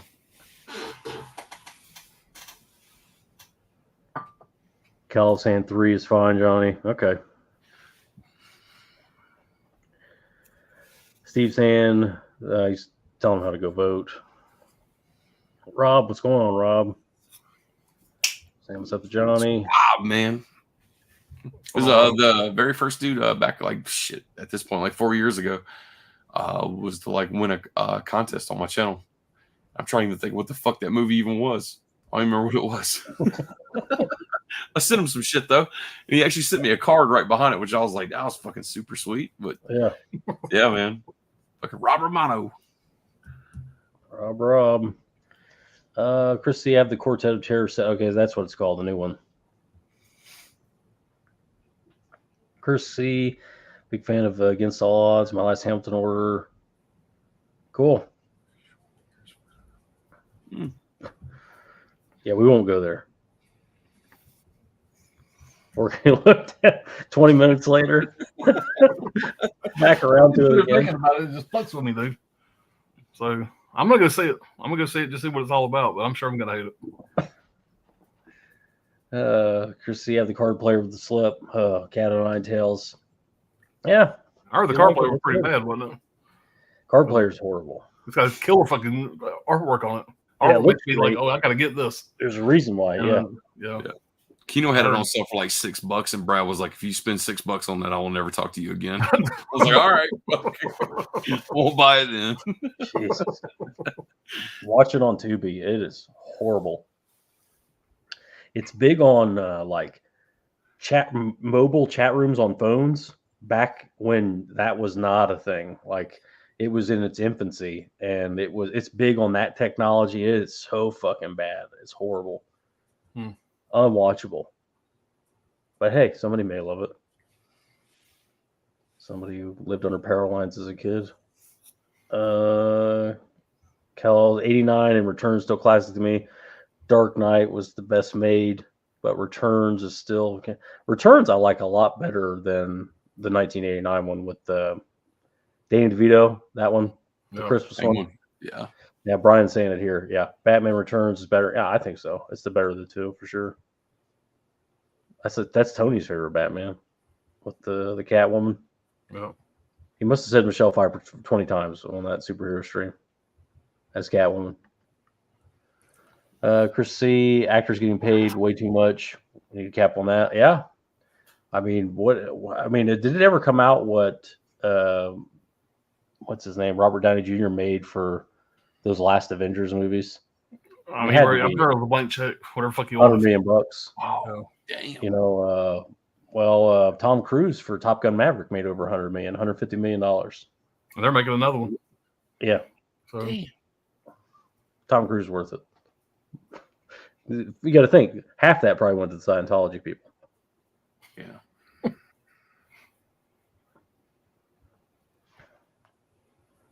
Chris C. Talking about Taylor Swift. All right, Chris, you're going to end up on a watch list. Just stop this. Yeah, I agree with you 100%. yeah, I need to go back and watch Returns again. I ain't watched it in a while. It's dark, man. It's really dark. Yeah. It's still very Tim Burton-like, though. It may not hold up that well. I haven't seen it in probably 20 years either. Chris C, it's like the whole high-tension dark thing. Yeah, it just depends. Like, I guess, I don't know. I didn't see that 4K Friday the 13th, but I heard horrible things. But then again, I'm very happy with the Scream Factory set. So I didn't bother with the 4K of it. Callow did not like that 4K scan. John Doe, Jeff, the HD DVD of Miami Vice was always better than it's that Blu-ray. I'm telling you, it is horrendous. I couldn't even begin to explain to you how bad that Blu-ray looks. And it's a $250 million movie. For Miami Vice, it is. Michael Mann's Miami Vice is very underrated in my opinion. It does have its problems, but it needs a better restoration for sure. Probably never get it. Guy, Joaquin Phoenix only agreed to do Joker 2 because it was a musical. If it was a musical, probably thought they would never agree to. Yeah, I'm sure it's him being an asshole. I know that's what it is. It's like, yeah, I'll do it only if it's a musical and it's going to do horrible. That's his thinking. Like, and I'll never have to do this shit again, and I'll get paid a bunch of money. I'm sure that's what it is. You know, he only became an asshole after River died, right? Yeah. River died. That's a good way of putting it. Didn't he kill himself with drugs? You overdose. Yeah, he died Outside the Viper room. Yeah, whatever he did.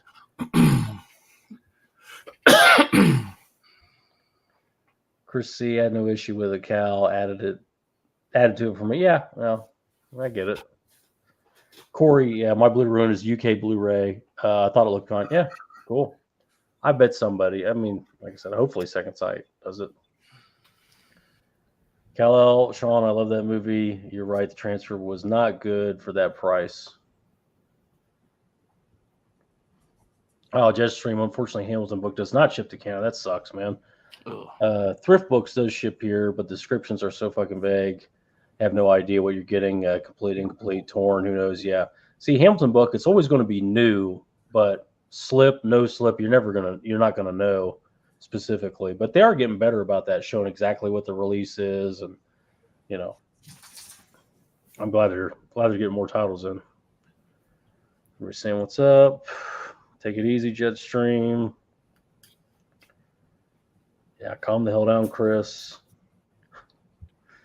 Cal's trolling Alan. Guy, did you guys get out and start on Meg till late again? Yeah. It doesn't take much. All I know is everyone who was sleepy is awake now. Gutter Force. We're almost done here. Kella, she was good in Body Snatchers. Don't forget Perkins hated to return to that role, being typecast. Yeah, he was right too. I mean, what else is he known for? But Hitchcock told him from the beginning, though, exactly as soon as he done that film and the way the opening response was, he even told him from the get-go, like, you're going to be typecast from here on out. Yeah, he only did horror, basically. He did a couple other. Arrow did Edge of Sanity. I think he's got some westerns back in the day, too. Yeah.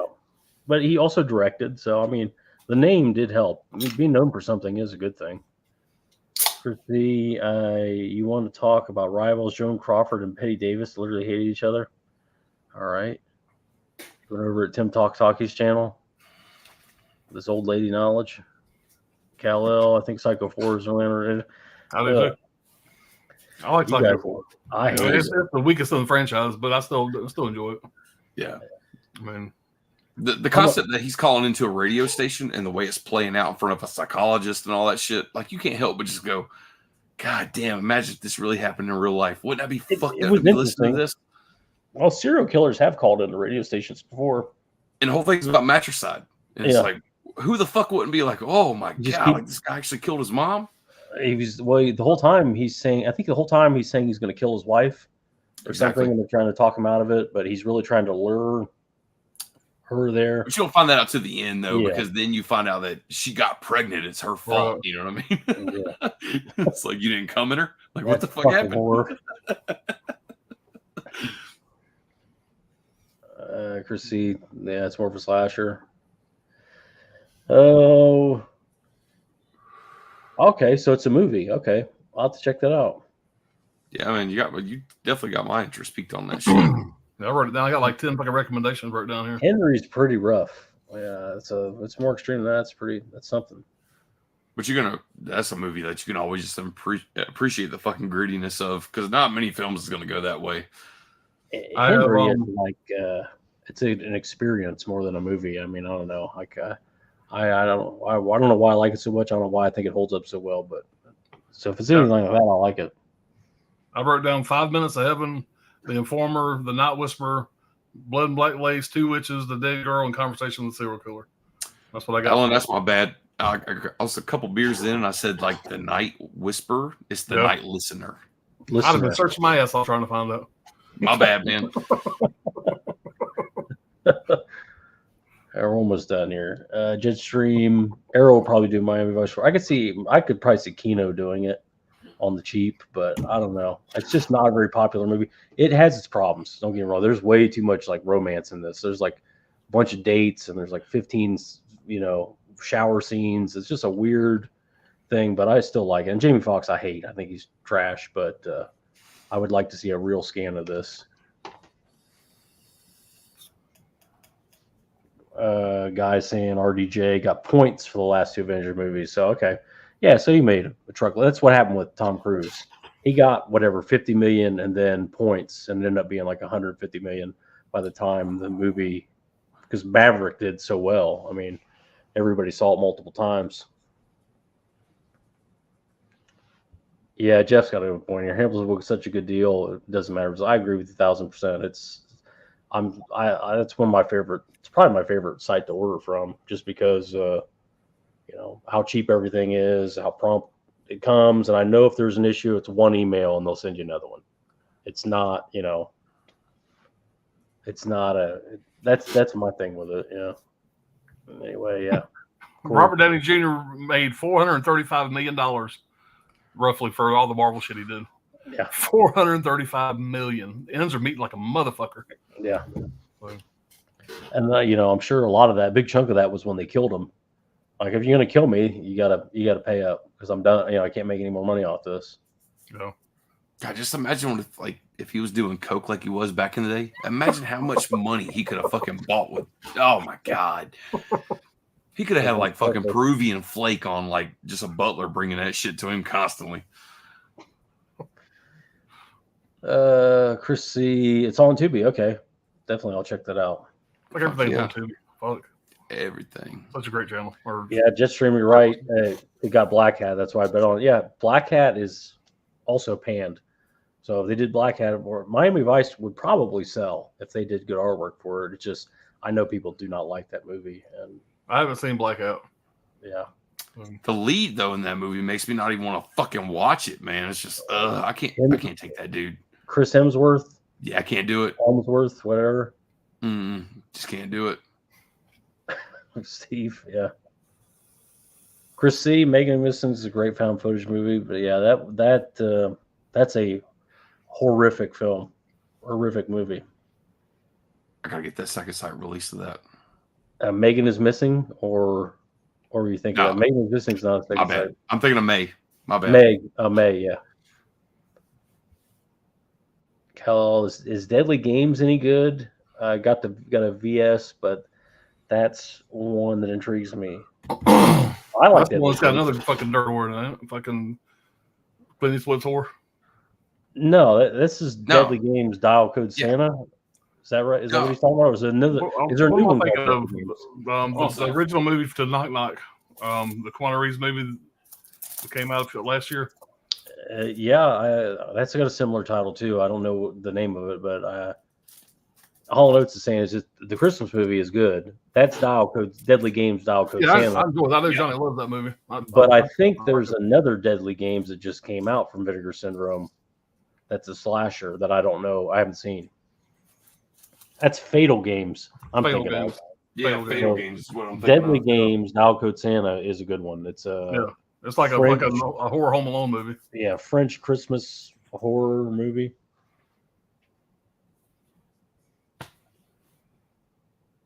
Yeah, well, so Christopher Columbus was at it's not streaming, the premiere. He was at the premiere for Deadly Games Dial Code Santa, and then right after that came up with the script for Home Alone, even though they're very, very similar. But swears he wasn't at that premiere, but he's documented and photographed at that premiere. I think this is the one he's talking about, right? Yep. Yeah, that's the one I'm talking about. Deadly Games Dial Code Santa. That's a really good one. That's fucking great. Yeah, that's real good. Syndrome. For some reason, I was thinking of Bloody Games, which is the chick baseball movie, which everybody kind of slept on from Vinegar Syndrome, which was a great fucking movie, by the way. I don't know why everybody just slept on it, just like, it's not going to be a great movie. It turned out to be really fucking good. I thought that's what he was talking about. If RDJ went on a coke binge again, it would have worked best for Iron Man 2. Really wish he could have made it an R-rated version. It was supposed to be much darker. The second one was supposed to be much darker, according to Mickey Rourke, and they ruined it in editing. Well, guys, it's been 3 hours. It's just a good hour longer than I thought it was going to go, at least. But yeah, it's good to have Johnny back. Yeah, oh yeah, man. You can have Alan on anytime. Thank you guys for having me back, man. No, we were just going to shun you forever. Like, fuck this guy. We see him like a year. Yeah. Fuck him. Everybody looks like him. Anyway, yeah, hopefully Alan, you got anything coming up? I mean, my channel hit or miss. I'm gonna throw some shit out there. 50-50. 50-50, it's still around. Dell on Movies invited me to be on his. He has a series called Movie Swap, and I'm going to be on that in April. So I got that coming up. But other than that, just I'm going to throw some videos out there. These 4 live streams. I'm going to be on Gizmo's Rotten on Sunday. Something Rotten and the collection's coming back on Sunday. I'm doing that Sunday night. I think that's about it. I'm sure we got some WTS maybe down the pike, top 5 somewhere. Yeah, some kind of stuff. But Johnny, any plans generally, or is this just shooting from the hip? Man, you usually make my schedule, so. Oh, I make your schedule. Yeah. You're due for a major haul video then. A major 2.5 hour haul. No, it's time for a room tour. You got the room set Room up. You need to do your tour needs to happen. That needs to happen. Yeah, that'd be a killer video. But anyway, we're not making up content for Johnny anymore. Let's do whatever's fun. Do that. So stay tuned. Johnny's room tour will be up by Sunday. God No damn, pressure. the pressure. Jesus Christ. All right, we'll see you guys later. I'm gonna hit the button. Bye, guys. Later. Wow, this has just been such a pleasure. I'm such a lucky boy. I can't wait to go home and park myself in front of the TV and watch all this. And yeah, it's been a thrill. So